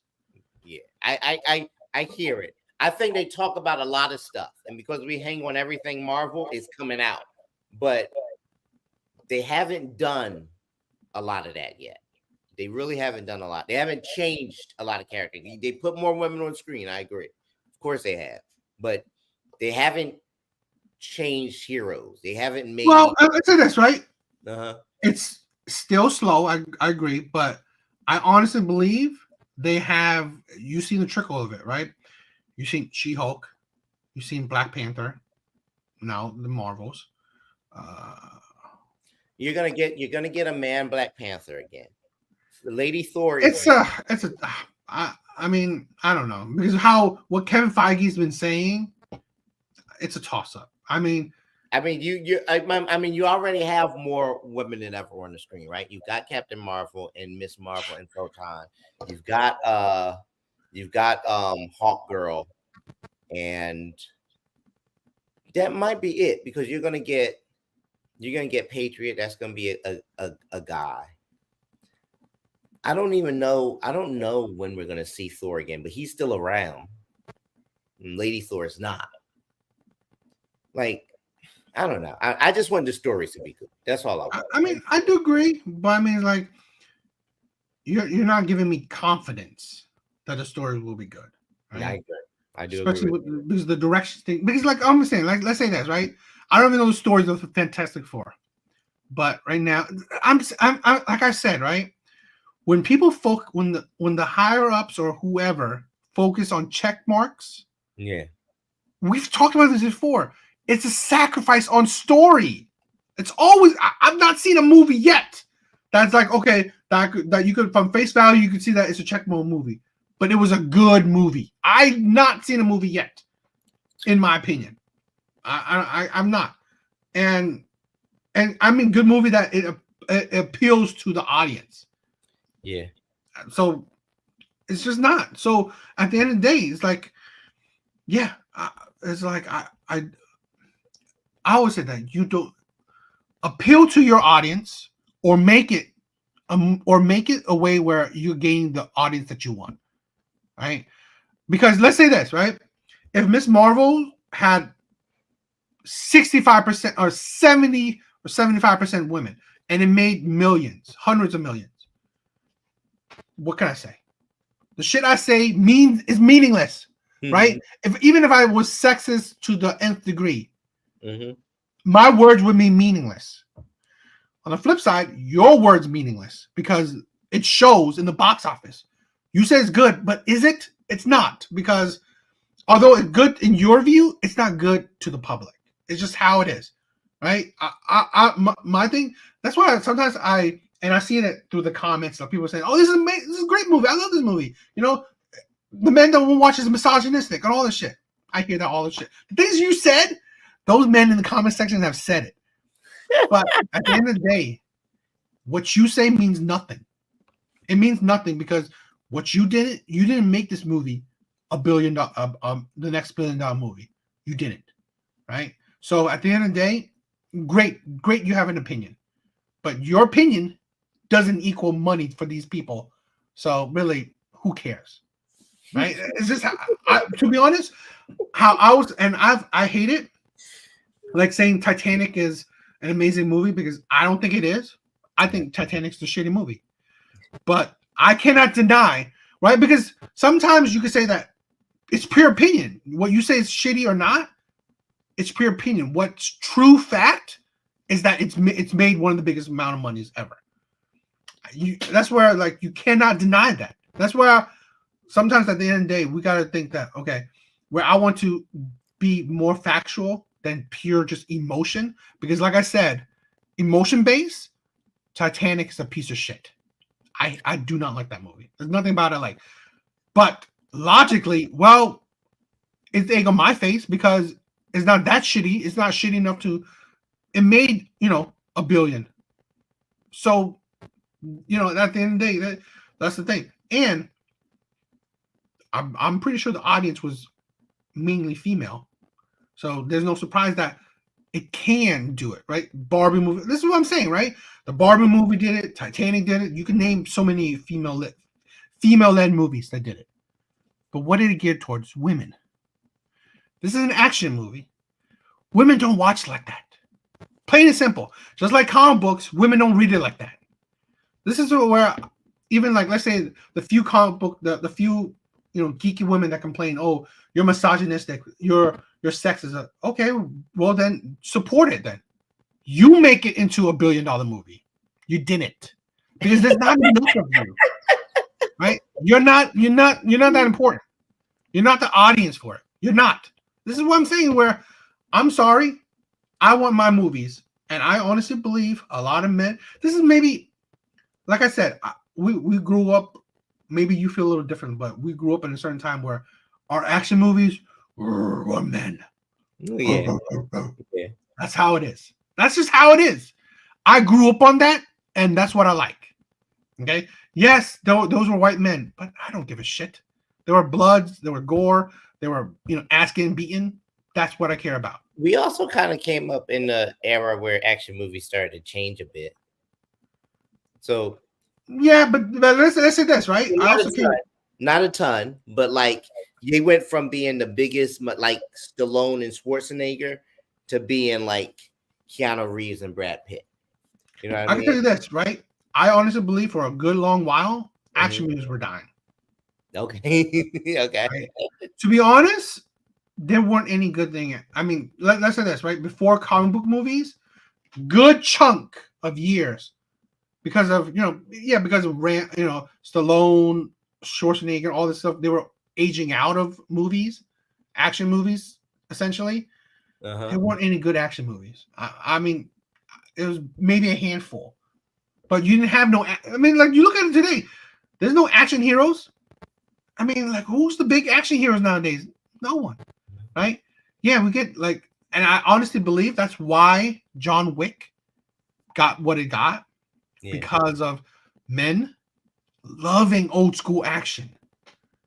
Yeah, it's a white man, but who gives a shit? That was like badass action. I love John Wick. So that's the thing where I was a little disappointed in the fourth one. The fourth one. I was a little disappointed. Okay. Right? I really wish they could continue him. Like the ending was the thing where I was a little disappointed in. Yeah, I wasn't crazy about the ending. Although everything leading up to the ending was like I love it. But it's the thing where it's like, why would you have to do that to my boy? Yeah. But it's like that's what I'm saying. Like, but I think that's another example of. I mean, I would take 5 more John Wick movies, but Keanu doesn't want to do 5 more John Wick movies. But what's Keanu doing? It's like, come on. I mean, like to be honest, like he's barely acting. He's only action. He's only like acting with his body, and it's like, come on. It's like, I mean, he's the man. He does what he wants. But I mean, it's not like, is it that much of a like hard strain for you? This is a good movie, but I don't know. But like, that's one thing where I always said, like, I don't disagree. I'm a sexist in that. I love action movies. Like, one of my most favorite movies is Captain America and the Winter Soldier. That was badass. Absolutely. The action in that, like the choreography, that was bad. And it's not like flashy special effects like that. But that's what I liked, right? One of the best scenes in Avengers Endgame is like the ending where the 3 of them are fighting. Those are the things where I like, right? And I haven't seen Miss Marvel or the Marvels, but I don't view their action would be on that level, in my opinion. I just don't think that, because women don't generally do that. But it just is a thing where I'm hoping, I do hope that Marvel will change tune. The sad part is that I think Kevin Feige is a problem. Oh wow. Yeah, I think so. But this is the thing where I heard that like Marvel is like really, because like how terrible the Marvel is done, they are really, really like they are like on damage control right now. All right, like so that's why these rumors. I'm hoping they're just rumors, because you are the direction you're going, which is technically the direction Kevin Feige has been pointing them at, has been a detriment. So it's sad because before Avengers, I cannot stop praising Kevin Feige. Like that man, I said he could not do no wrong. Well, there's an egg on my face. So it's like, I don't know what to say. It's like, do I think they should fire him? I don't know. I just think that, like, I don't know what's wrong with the man. He's made him too much money to fire him. They just got to figure some things out. Well, they got to reel him in because. See, here's the thing, right? You were saying that, like, there was all women cast and all that. You said all this stuff, but would you have even been bothered? Let's say hypothetically, yeah, Brie Larson was still in her role, but the other members were men. Would that have even affected your view? I mean, I still would have gone to see it. So it's like, to be honest, this is one of the things. Sometimes I think, like, yes, the ones that will go to see it regardless will see it regardless. So why even alienate the other men? That's my thing, right? That's where I see it too. But I mean, like, I agree with you. You know, they were affected by other shit as well.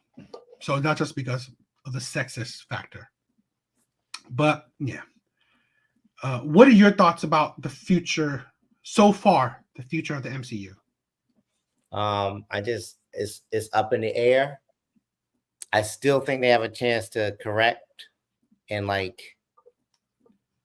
I don't know what's going to happen, but I think they can return to form. Excuse me. I think it would take better storytelling, which they're working on. I don't know that they're going to succeed, but I know they're trying. And I think it would take a break. What's the next Marvel movie? I think it's Deadpool. To be honest, right? Mm-hmm. I think Deadpool will be make a break for them. Yeah. I think so. Okay. I think, let's say if Deadpool tanks, I think Marvel will pretty much maybe reboot the whole shit. Yeah. I think they or Well, reboot it, or I honestly believe mm-hmm. if, let's say, Deadpool tanks like to the level of the Marvels, they may fire Kevin Feige. Wow. So here's why it won't tank. Or here's why I think it won't tank. Yeah, I'm not saying. Deadpool, this Deadpool isn't the movies, but the Marvel movies before it hasn't helped, but both of the Deadpools before it have helped. No, I agree with that. So people are walking into this looking for more. That's why I honestly believe, right? The Deadpool will give them leg. Yeah. You know, I'm not saying it will tank, but I'm saying if it does, that would be they will just pretty much, like, that would be like, all right, like so many stinkers in a row. Yeah. That's it. That's when they were like, we're done. We can't continue this. But I do honestly believe that I don't think Deadpool will do bad. Maybe even do really well. I would think that it will give them legs to stand up for a good little bit longer. Okay. Right? Yeah. It will give them a break where, let's say, the movie after was a stinker, they may still continue. That's what I'm saying. Where if you give them a break where they're not continuously having stinkers, then that will give them more leg and more breathing room. That, okay, maybe if the next movie is a stinker, whatever, right? But if they have so many in the row, that's when they'll probably have to just, like, Kevin Feige is out. But I think the positioning of Deadpool will have probably helped them. Okay. Yeah. That's why I see it. But I'm hoping everything is a rumor. All these things that I've heard, all the things I've seen are pure rumors and actually won't happen. I'm sorry. I honestly believe comic book movies should go back to form, how it was before. I'm so, like maybe one or two movies with a female lead, but basically male leads, good story, great actions. Yeah, I think it should go back to good lead. I think that because as sexist as may sound, women are not the audience. The time that women are audience are their men are bringing them. That's just how it is. That's how it goes, right? So, you know, if John Wick was a woman, I wouldn't have watched it. It's just how it is. So, I honestly believe they should go back to form, focus on good storytelling, make it action packed, make it exciting to watch, make it a have to watch kind of thing. The TV shows were, I think, dead weight. They're useless. So I think they shouldn't. They should. Sad as it is, they should discontinue it. Put Loki back into movies because I think he's a better fit. Or they need that. They need that star power. That's something I would say. They definitely need that star power. I think Loki is wasted on the TV show, even though I love the first one. Yeah, But he's wasted. His power is wasted on TV. And you're not building star power with the other characters because you have them on TV. So yeah, I don't think that's a good thing. But to be honest, I do see that Marvel is gonna. I don't have a high hope for Marvel's future. That's my opinion. I don't have high hopes for it. I want it to do better. I want it to go back in form because I love Marvel movies. yeah. I just don't have high hopes for it because of, like I said, all the rumors and the crap Kevin Feige has said. Like I said, where he said he wants to make majority put a whole lot of more female superheroes. Ridiculous.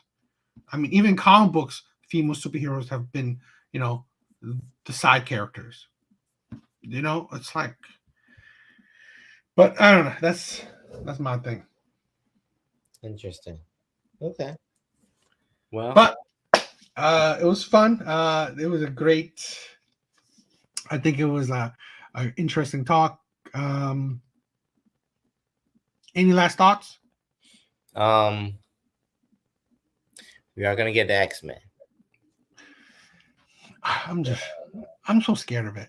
Yeah, I mean, I'm not saying I'm not worried. I am a little bit worried, but I would like to remind you, as a final word on it, they are inherent by design. The X-Men are diverse. You're gonna get a lot of if they stick to if they do X-Men faithful to the comics, you're gonna get a lot of different stuff. What do you mean? I mean, I'm not saying they're not diverse. You're gonna get women, people of color on screen. Yeah, I'm not. You don't have a problem with it, right? I always love Storm. Storm has always been my favorite. But it's like, let's say this: if they change Cyclops to be a black man, they're not gonna. Yeah, that's what I'm saying. It's like diversity is like gender swapping, race swapping. About that, and they probably won't do it. You know what I'm saying? Yeah, but I mean, like, to be honest, is like I just think just be faithful to it, right? There are like Bishop. I mean, like, this is the thing, right? There's plenty of certain characters. Like, there's plenty of black characters, plenty of this, plenty of that. Just use them. Don't gender swap them. Like, I mean, comic books, but I don't know if you know, like, Galactus, he has a female herald, right? I mean, I don't know if you know it, but like Franklin Nova, okay, she's a female herald of Galactus. You could use her, but no, let's gender. This is what I'm saying, right? Where this is that those are the problems, right?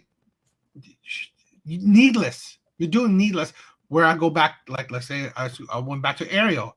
You don't need to gender swap her, or you don't need to race swap her. Use Princess and the Frog. She's black, or at least the popular version of her is black. That's it. That's something. Like, again, we'll probably go back to that. Like I said, you do not need to punish one group to satisfy another group. You could do both.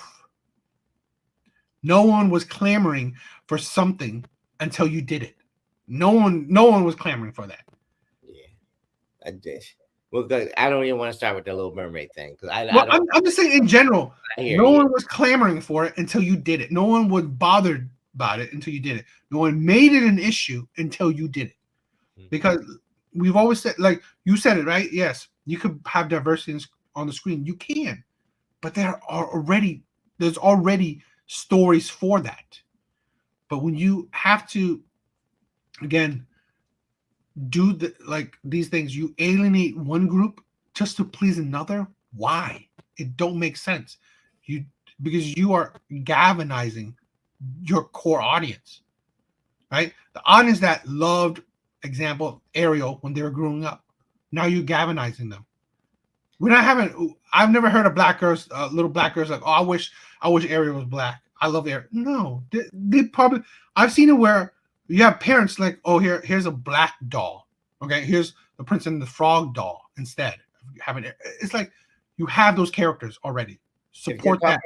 If you're talking about comic book characters where the character they've created, in most cases, their race and their gender all contribute to who that character is. It's important to their story. The race of Ariel had nothing to do with that story. I'm not saying they did, but I'm saying like it wasn't needed. Yeah, but it's not like they went. That's what I'm saying. Like, it wasn't needed to even pay attention to it. You're saying that they needed to cast a white person, that only a white person could have played. I said they needed to stay true to the story. But that's what I'm saying. Race had nothing to do with that story. But so the story original. I'm not saying that race had to it. I'm saying like I said, people grew up on that image of Ariel. People grew up on that. Stay true to that. If it's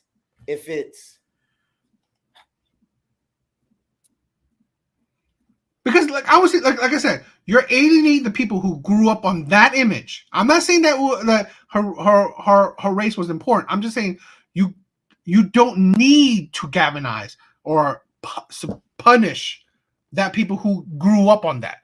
Because if you wanted to have a black princess, you have one in a character that's already there.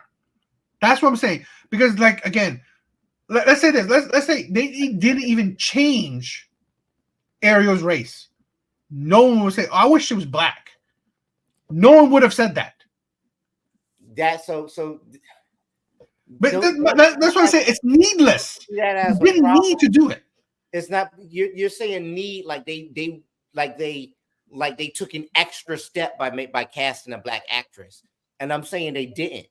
You did because you made a cautious choice because you want they did because they took an extra step because they made sure it not be white. Here's what hurts about that. Here's what hurts about that. Because race had nothing to do with who that character was, because she's a fish, literally a mermaid, right? And the story's not about race, right? If it were a Broadway play, they would just cast the most talented actress. And I promise you, in so many cases, black actresses are often the most talented actresses for roles that they don't get. But that's beside the point. They cast a black actress in a role where the race was not a factor in the story. And people see it as them doing more. But no one said that she was the best. See, this is the thing, right? No, well, I said they made it a point for it to be a black actress. Said they made it a point? Who said they made it that? They distinctly said that they chose her. They wanted her. Chose her. They chose how. It's not because she was the best. It's not like she was the best audition. They didn't say that. They chose Halle Berry because she was black. No, they were excited that a black actress was getting to play this role, but that's a role that could have been played by any woman, is what I'm saying. You can't recast Anastasia as anybody but a Russian woman because she's Russian. That's part of her story. You can't cast Mulan as anybody but an Asian woman because it's an Asian story. That's part of her story. The Little Mermaid is not a white story or a black story or an Asian story. The Little Mermaid is a story about a girl who wanted to leave the sea to be with a man on land. It sucks that people think that it matters that her color. I would say that they didn't make that narrative, right? They didn't make the narrative. The narrative, I'm sorry, maybe it's different, but the narrative is because they wanted a black actress. That was the narrative. They didn't say the narrative was, oh, she was the best out of all. It's just how it was. That was the narrative. They People they turned that distinctly into a wanted to narrative choose because a they black saw actress. a black woman in that role and were like, "Why are you changing things?" When what they should have said was they casted a talented. It's a live action version of the story, and they casted a They talented. could have done better. Yes, they well, like just like these marketing or how the atmosphere matters. That's just how it is. It's like what can we say? That everything, right? It adds to it. It adds to the the storyline, the mystique of that movie, and that's what they. This is the thing where they did not make it a point where she was the best actress for this role. No, she was the actress that we wanted for this role. She was probably the best actress for that role. It's a probably, but we don't know that. I mean, we'll never know, right? We never know. I'm not saying we know, but I mean, she was obviously talented enough to play that role. People aren't talking about her performance; they're just upset because she's black. But have you seen The Little Mermaid? It's not about do good. I don't even think it did good in the box office. I mean, have you seen the original one? It's not about that at all. I did see the original one. It's not about race. It's not about color. It's not even trying to teach any lessons about that. But I do get. I'm not saying that I don't understand that. I do, but when you make it a fact that now it's about race, the new one isn't even about race. The new one. I'm not. No. Okay, I'm not saying the movie was about race. I'm saying my point is the movie's not about race. So people. Yes, I agree. I'm not saying that it is. Plays it. The only reason they make a big deal about the color person who plays it because they wanted to see a white person play it. No, I think it's wrong. I think because they wanted it to stick to the original. A white person. They just wanted. That was original. That's just how it was. It doesn't have anything to do with it. But again, in a comic books, you're fucking it up if you change the race of a character because now you're changing the original story. You're not changing the original story by putting Halle Berry in that role. Okay, let me tell you this, right? If they put the exact same story, let's say even the Silver Surfer, right? I know that story. They make it a woman, right? It's not about a white man. It's not about that. I guarantee you the audience will still hate it. Because you're changing, this is what I'm saying, right? You're changing things that, why? There's no purpose because you just wanted to do, this is what I said, it's a check mark thing. You're just doing it because I want to do it. Like I said, right? The Galactus has a female herald. They didn't choose that. They chose Silver Surfer, but they want a gender swap Silver Surfer. There is a black princess. You could have made that movie. Like, let's say they scrapped, they didn't even make Ariel, and they chose to make Princess and the Frog. No one would said anything, right? Because people knew it. Disney has made that movie, right? It was a black actress. This is the thing where that's why I said I'll go back to it. Why punish one group to satisfy another group? It don't make sense when you could do both, where you can satisfy both groups. I don't disagree with you that yes, it was not about the movie's not about race. I don't disagree with that. What I'm saying that it doesn't make sense business wise. It doesn't make sense any kind of wise where you can make Ariel how it was, right? How people grew up. This is the thing where maybe you don't understand. Nostalgia is very important, right? People that grew up on something, they love it for a reason. People loved Ariel for a reason. Because she was white? Was that why? No, because it was that movie to them was a good movie. It was that image. So let's say so like now hypothetically, yes, the person who grew up with it is like, wow, this is not what I thought Ariel was. This is not what I imagined Ariel, right? That's the only difference. They imagine Ariel as a white redhead. But that's the thing, where you imagine it. Like, I imagine Silver Surfer as a bald white man. Yeah, but that's part of his story. It's Norrin Radd. He's not. But no, he's an alien. Before he got forced into he's an alien. He could be any kind. He could be anything. He could be a black bald man. It's not his race wasn't important. He was an alien.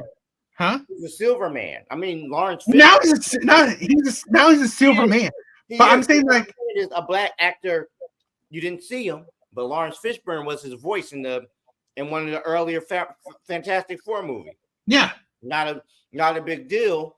You're not changing the character on screen. I get that, but who that character is was a part of his story. but see, but his skin tone wasn't. See, I'm saying the image of him was the image. The image. This is what I'm saying, right? The image is what's important. I'm saying that's what, because this is what we imagine, right? We as the audience, as the consumer, as the love of this product, we imagine this. Okay, I imagine Silver Surfer as a white man. That's what I imagine as. That's how I see it.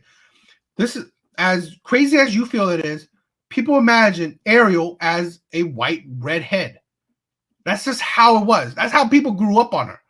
But I'm saying that I'm not disagreeing with you that yes, her race doesn't matter, but her image does, because it matters to the people who grew up on it. So I'm saying that logically, why alienate, why punish one group when you didn't have to? Like I said, if they had wiped the slate, no Ariel wasn't coming out, or Little Mermaid wasn't coming out, Princess and the Frog was coming out, that would have been no controversy at all. And then let's say a couple of years later, they did Ariel. Black people wouldn't like jump up in arms like, why isn't she black? They wouldn't care. That's what I'm saying. Like, they wouldn't care. And I guarantee you, someone would even go watch it without even thinking about it. But this is the thing where we are making people think about it. You have to see it. You have to notice it. Where you don't have to, right? Like where you got to notice Silver Surfer is going to be a woman. Why? You didn't have to make. Now you're making me think about this. You don't have to see entertainment. You don't need to make people think. You don't. You could like I said, my scenario made Princess and the Frog. No one would say shit. After that, make Ariel how people imagine, how Little Mermaid, how people imagine. No one would say shit. This is what I'm saying. Entertainment, why I said wokeness is the problem, is that we're making people think about it. Like the Marvels. We are making people think that this is an all-female oriented girl power movie. We're making people think about it. Trailers, I see mostly women. People who talk about it as the director as a woman. Writers, I don't care about writers in movies, but now I hear writers were the woman. This is the thing where the audience, that's why I said the wokeness, right? This is part of the wokeness. Shoving it down your throat. You have to know this. You have to notice this. Has to be a thing. That's the problem. Think about it from the point of view of actual Holly Bailey, right? Or Nia DaCosta. Here's a role. The listed qualifications of the role are: you have to be able to act, you have to be able to sing, you have to be able to swim. She auditions. She knocks it out of the park. And tell her, whoa, you have to be a white redhead. But that's not part of the story. Or else I wouldn't even audition for it, right? So if the casting call is just for a white redhead, they could have done that and kept it the same. But because it's not integral to the story, they opened it up to multiple actresses. And if she auditions and she does the best job, and then they tell her, no, you have to be white, that sucks. Think if you're Nia DaCosta and you're a good director, and your pitch for the movie or for your style of directing it is fantastic. But they're like, yeah, but you're a black woman, and we don't want people to think about that. So you can't direct this movie. Think how that must feel to them. That's what I'm saying. Okay, I hear you. I understand it. That's why people think about race. People shouldn't complain about having to think about race. I mean, damn, I think I have to think about race all the time. I don't have a choice, right? I don't have any choice in that. People are like, I don't want to see it. I don't want to think about it. Don't force it down my throat. Look at my face. This is I the thing never get to fucking avoid that, is what I'm saying. I never get to avoid it. I never. point. See, this is Why is it such a big deal that somebody else has to see it on screen? You this got is the thing, right? No, this is where a thing where I see it on a different perspective. it's where, like you want to keep. It's like they want to keep me over there. You can have your thing over there, but they can never interact. They can never intertwine. It shouldn't be a big deal if it's not integral to the story. no, see, this is the thing, right? This is the thing where I see a different thing where I'm a minority as well. Okay, I ain't white. I ain't a white man. Here's the thing where I'm saying. Here's the thing where I say where I see things from a different perspective. Where why? This is the thing where, like you said, Halle Berry. Imagine this. What if I said I proposed her? Why not? Let's give you the lead role, Princess and the Frog. She would have no controversy, nothing, no stigma to her movie. That would have been 100 times better. This is what I'm saying. Like, but equal, huh? That's separate but equal. But that's needless. I'm saying, like, this is one thing where, again, like I said, right? We live in a world where we're not alone. It's a melting pot. Why punish other groups when you want to just satisfy one group? That's why. I'm saying they have a problem. I'm saying they're showing their prejudice by feeling like they're being punished. But I can say this, right? How could you not? How could you not feel like I said? You don't have to, like, literally. They didn't have to do it. I gave you a scenario where it would have been everyone would have been happy. There's nothing you can make it where. See, this is what I'm saying. Where you are out and out trying to make this a noticeable thing. You're trying to, like, oh, I'm punishing you. You're trying to take away the cookies from the spoiled person and saying that I'm punishing you. So you didn't have to. So I'm saying. Now let me try to explain it. That is a very similar argument to the one that most people made when Dr. King marched and when Dr. King sat black people in Woolworths to try and get food. And they would call the police and the fire department to beat them and drag them out of those places because they had black places over there and they had black fountains over there. And you can go over there and we can all be happy because y'all have the same things we have, right? And they use that as an excuse to continue being separate and calling it equal when it's not. It's just, I want to keep you over there because I don't want to think about you. Here's why that matters so much to me and maybe the people my color. You know where your family's from? Mm-hmm. Where's my family from? Here. Nowhere else.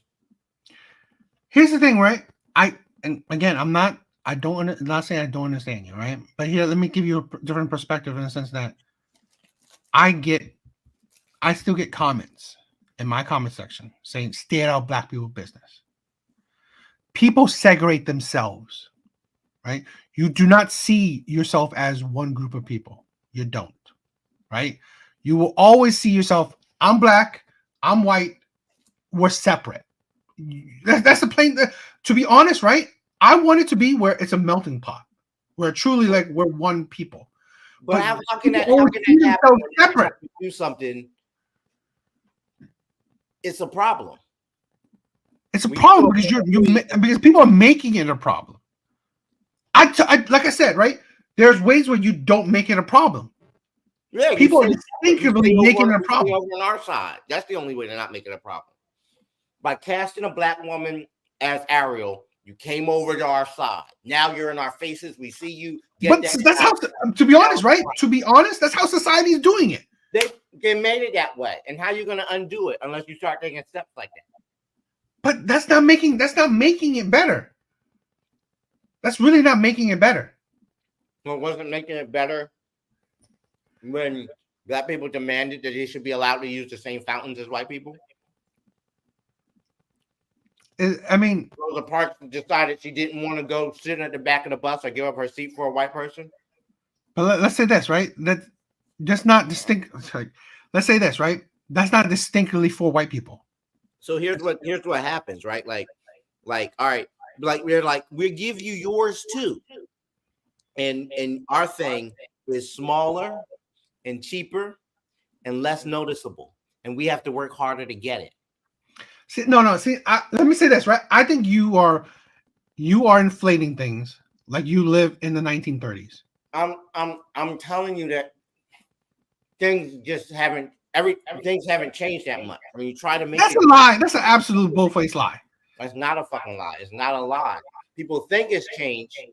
I'm not saying it hasn't changed at all, but every small step is such a battle. It's such a battle. Think how small of a thing it is to put Halle Berry as Ariel. And think of how big a deal it became because she got cast in that role, and it didn't even affect the story. The story is about a girl who falls in love with a guy. She's in the sea, he's on the land, so they can't be together. It has nothing to do with color. It's a mermaid, so it's a fantastical character, right? But because you see a black woman in that role and you saw a white woman in the cartoon, look at how big a deal it was over something that small. Every little small step, every little change that black people made in America has cost blood.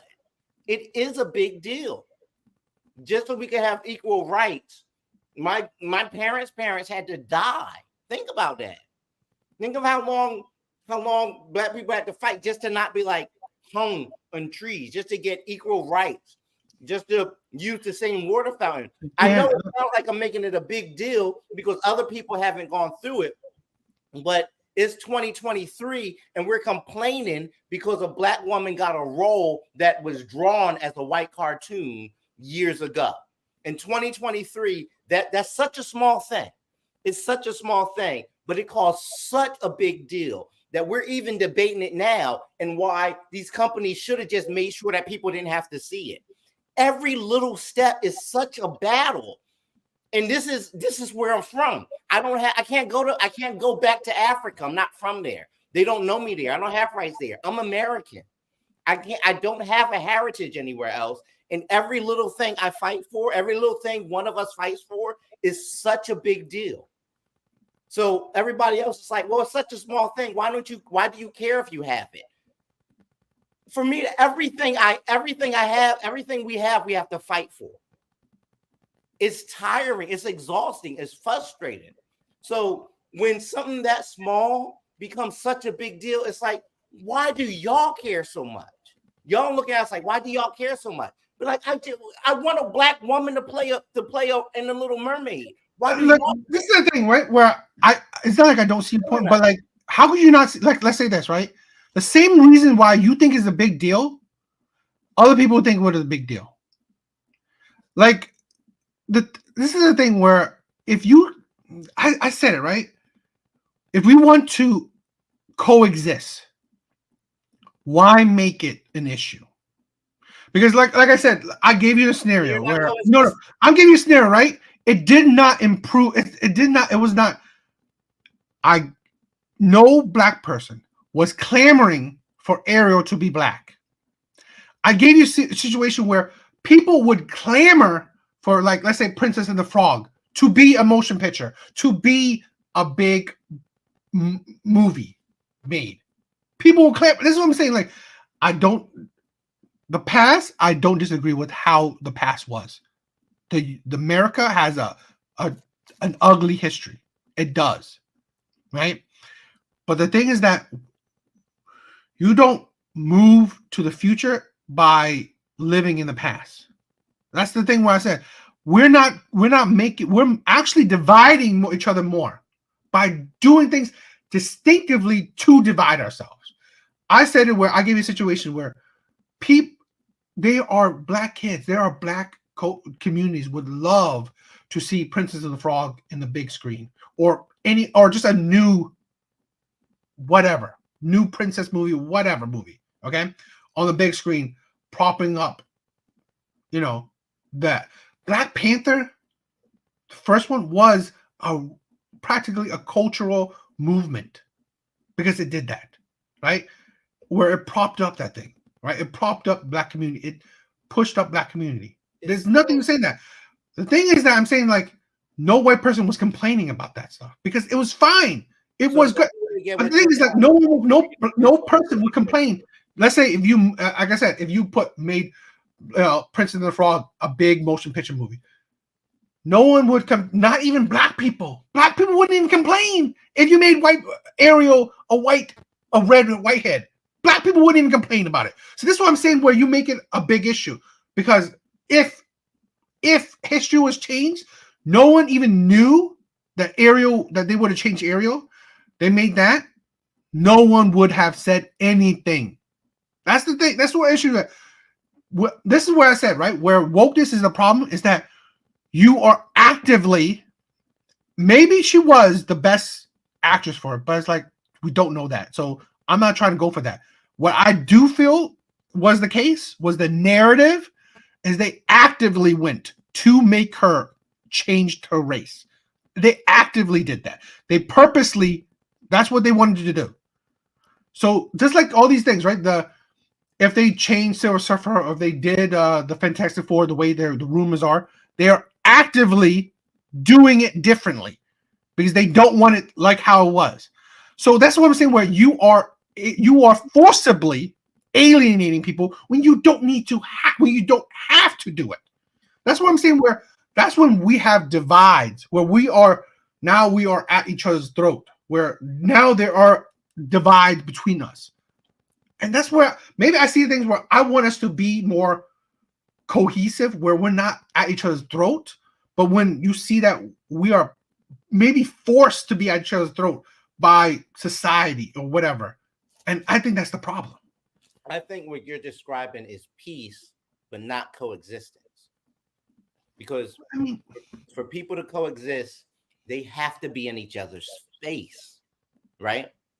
And every time we get in each other's space, and I'm not saying that the Black community doesn't have a problem with this, but every time we get in each other's space, it's friction. It's a problem.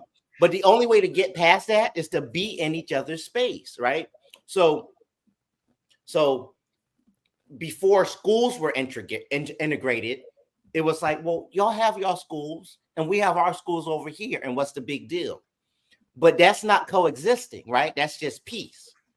Now, you put a Black person in a white school, it caused an uproar. One little girl going to a white school, or 4 little girls going to a white school, an uproar, all kinds of problems. But it took that to get to a point where we could, in school, be in each other's space. And it seems it's a small thing, but look how hard it was for us to do that. But that's the only way it can be done. If you're right, Princess and the Frog could have came out and they could have cast a white Ariel, and we wouldn't even be thinking about or having this discussion. And The Little Mermaid, a very famous story, would have been a more famous story with more famous white people in it. And The Princess and the Frog would have been this nice little cartoon over here, and the two would never meet. And yeah, there wouldn't be any friction, but there wouldn't be any coexistence either. I agree. There's a problem in the Black community too. We don't want white people in our faces all the time. And a lot of that is because of our history, because we feel like, hey, y'all mess up everything y'all touch. Okay, wait. Here's the thing, right? I'm agreeing with you now. You enlightened me. That what you just said blew my mind. I agree with that.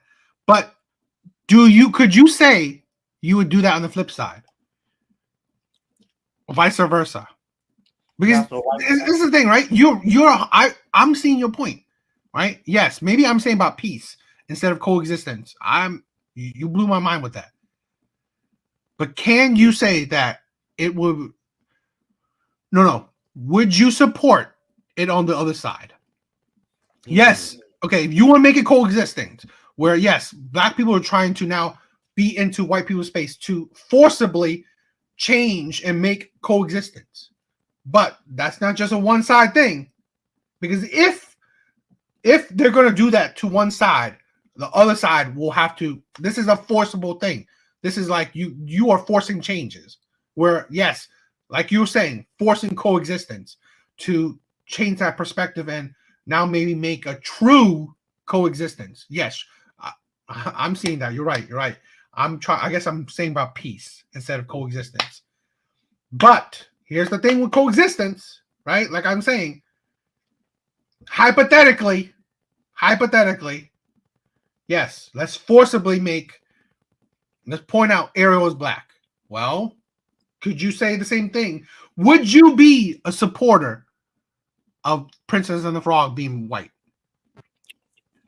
So the thing we went to before, I would support a situation, right, where if you could think of a story that had black people in it originally, where color really didn't matter to the story. Can you think of that? Can you imagine that?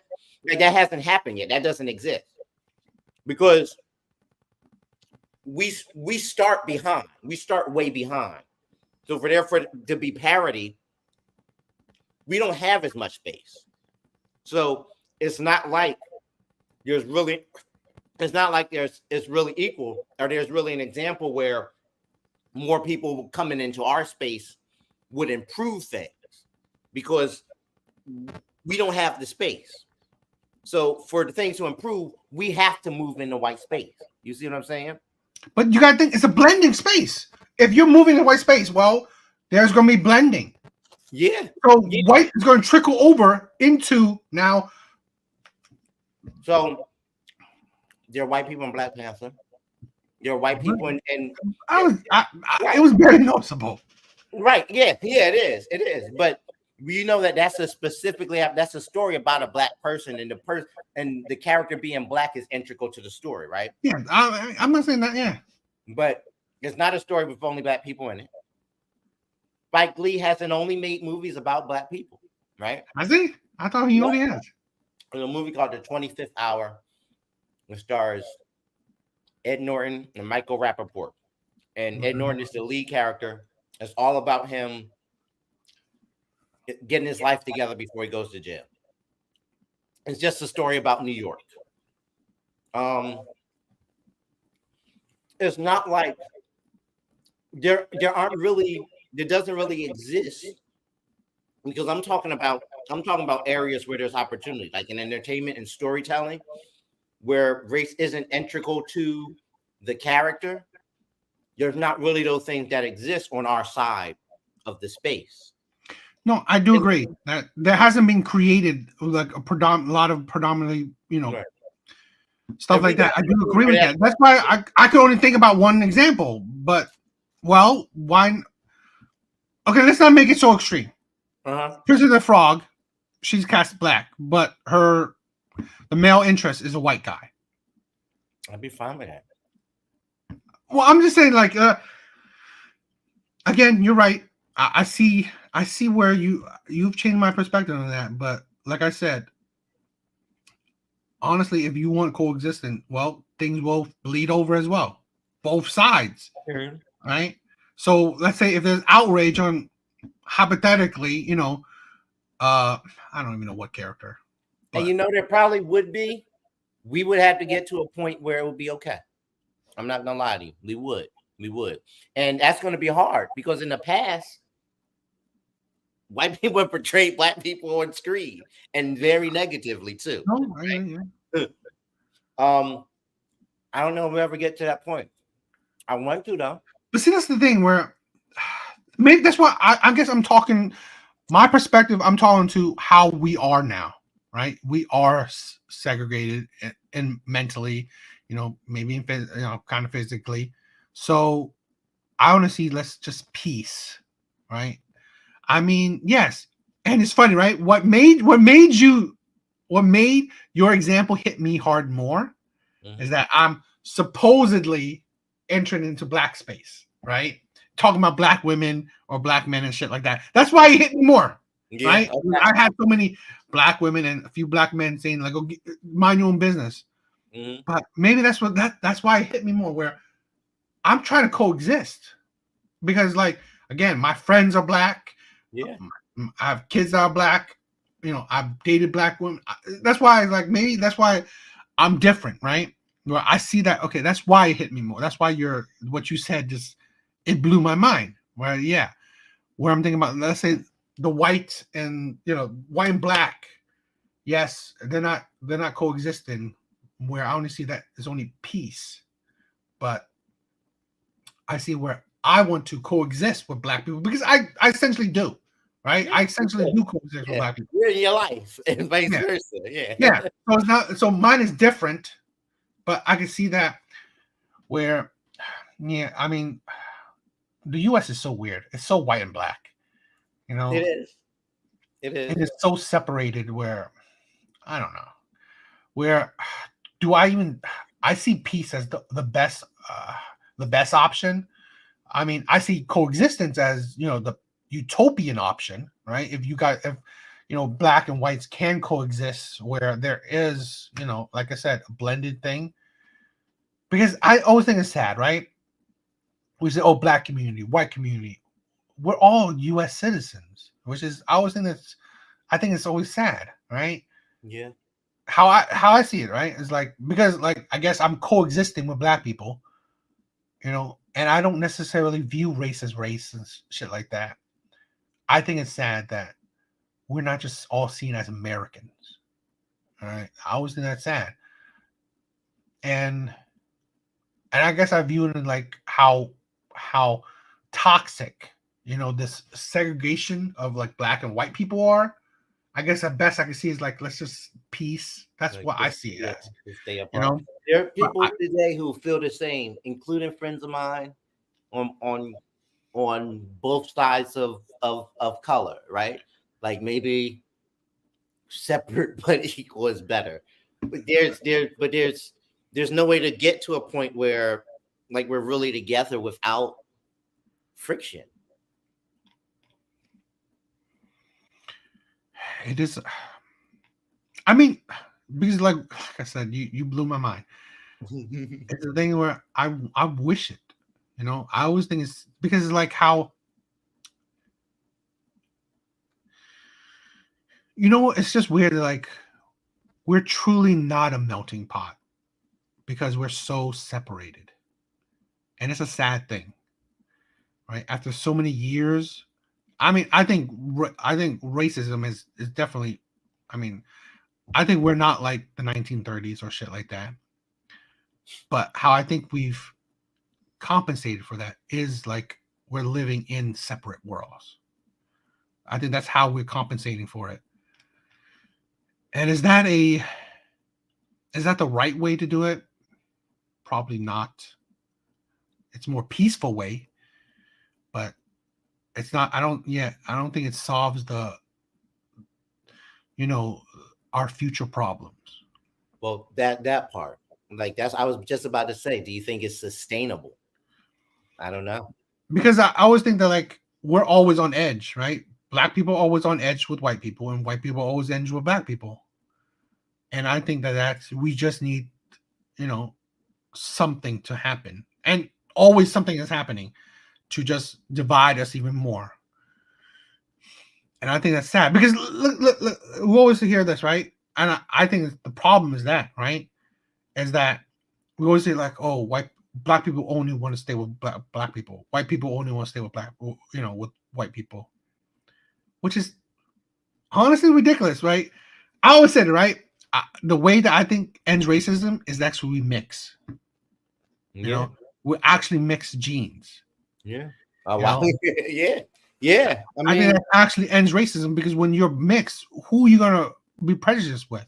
Right. You're all of it. Yeah. And that's what, you know, I always said, like, this is the thing where I always said, like, people always view, like, let's say Asian countries are racist. I just say they're ignorant because there's no other race in those countries. There's only one race, so they don't know other people. There's no segregations or shit like that. It's just everyone is together. That's the difference between other nations and the U.S. Yeah. They're stronger because they're all together. We're weaker because we're separate. You know. And we're on the same land, but we're divided. You know, and I always think that like what can change that is our idea of like being separated. And you know, that's one of the things where I kind of love this our channel or our podcast is because shit like this, right? It's just like, I mean, I'm not white, so it wouldn't be like that kind of, but still it's like we're discussing profound things, and I feel like I was like thing, right? I always loved black women, and I'm not like I'm strictly black women, but it's like I always loved black women because I don't want to see. Oh, one of the things I grew up, right? I hated Asian clickiness. I hated when Asian people always just stick to a group. Okay, that's why I've always been the oddball, and I always like I was hanging out with black people. I always wanted to be. I just hated the clickiness. I remember high school, and I know what you're talking about, and I also know how you weren't in that. Like you were always with us at the and I just felt like our group. I just felt like, you know what, this is that's why it's the problem, right? I always felt like black people want to accept other people, right? They always wanted to accept other, you know, they're fine with accepting it, but it's like it's just hard to like. This is the thing. It's like I guess sometimes you get burnt. So enough times you want to stop trying. But I find that even when people, I'll say black people because I'm black, right? When black people put up a front like, no, leave us alone, stay out of our business. Guess what we end up doing? We end up getting close to people who who are not our color. It happens all the time. And that's why I love black people. I do. You know, I that's why it hurts when like there are certain group of black people that just get out of our business. That's, you know, that's the thing, right? Where you have certain, I mean, I guess there's certain white people, certain black people like that, where they strictly want to just stick with their own race, and it's like I think that those are the sad parts. It's not unifying, and I don't think it's sustainable because eventually, like you said, like we see all the time, everyone's on edge all the time, protecting their space. Is it temporarily things will be okay, but eventually they're gonna go bad again. Yeah. But okay, we're going. I know we're going along. You did go long. The conversations always gets amazing and fun, because it's more profound, it's deeper, it's more thought provoking, in my opinion. But I love it. But that's what this is what I want to hope promoting and change. You know, where we could do more thought-provoking talks and, you know, affect change in our own little way. I mean, to be honest, you enlightened me already, and I'm surprised. That's cool. And that's the point, right? That's the point where we can enlighten each other and improve on it, and that's what I want. That's what I want. Any last thoughts? I'm not gonna tell anybody to go see Marvels. It ain't gonna work. But I will say that if Marvel does some things right going forward, the storytelling could improve and it could be fun again. No, I can tell you this. As much as I hate Marvel's direction right now, I can guarantee you, I'm hoping that they will change, because I want to watch Marvel movies. I really do. I mean, it's not like, I'm boycotting Marvel. I don't want to see anything. No, I really want to watch it. It's just that they're not captivating their audience well enough. So I'm hoping to. I'm very hesitant, but I'm hoping. But it's a long one. This was a long one, and it was a fun one. But yeah, hope you guys will check out my other lives. We will do more lives. I love adding a live flavor to it. But if you want to, please check out my main channel. There's a link in the description below. I'm gonna also put this episode on my main channel as well. It was fun. It was amazing. Hope you guys check out Devil's Advocate. We are growing. Thank you for the love and support. So see you guys later.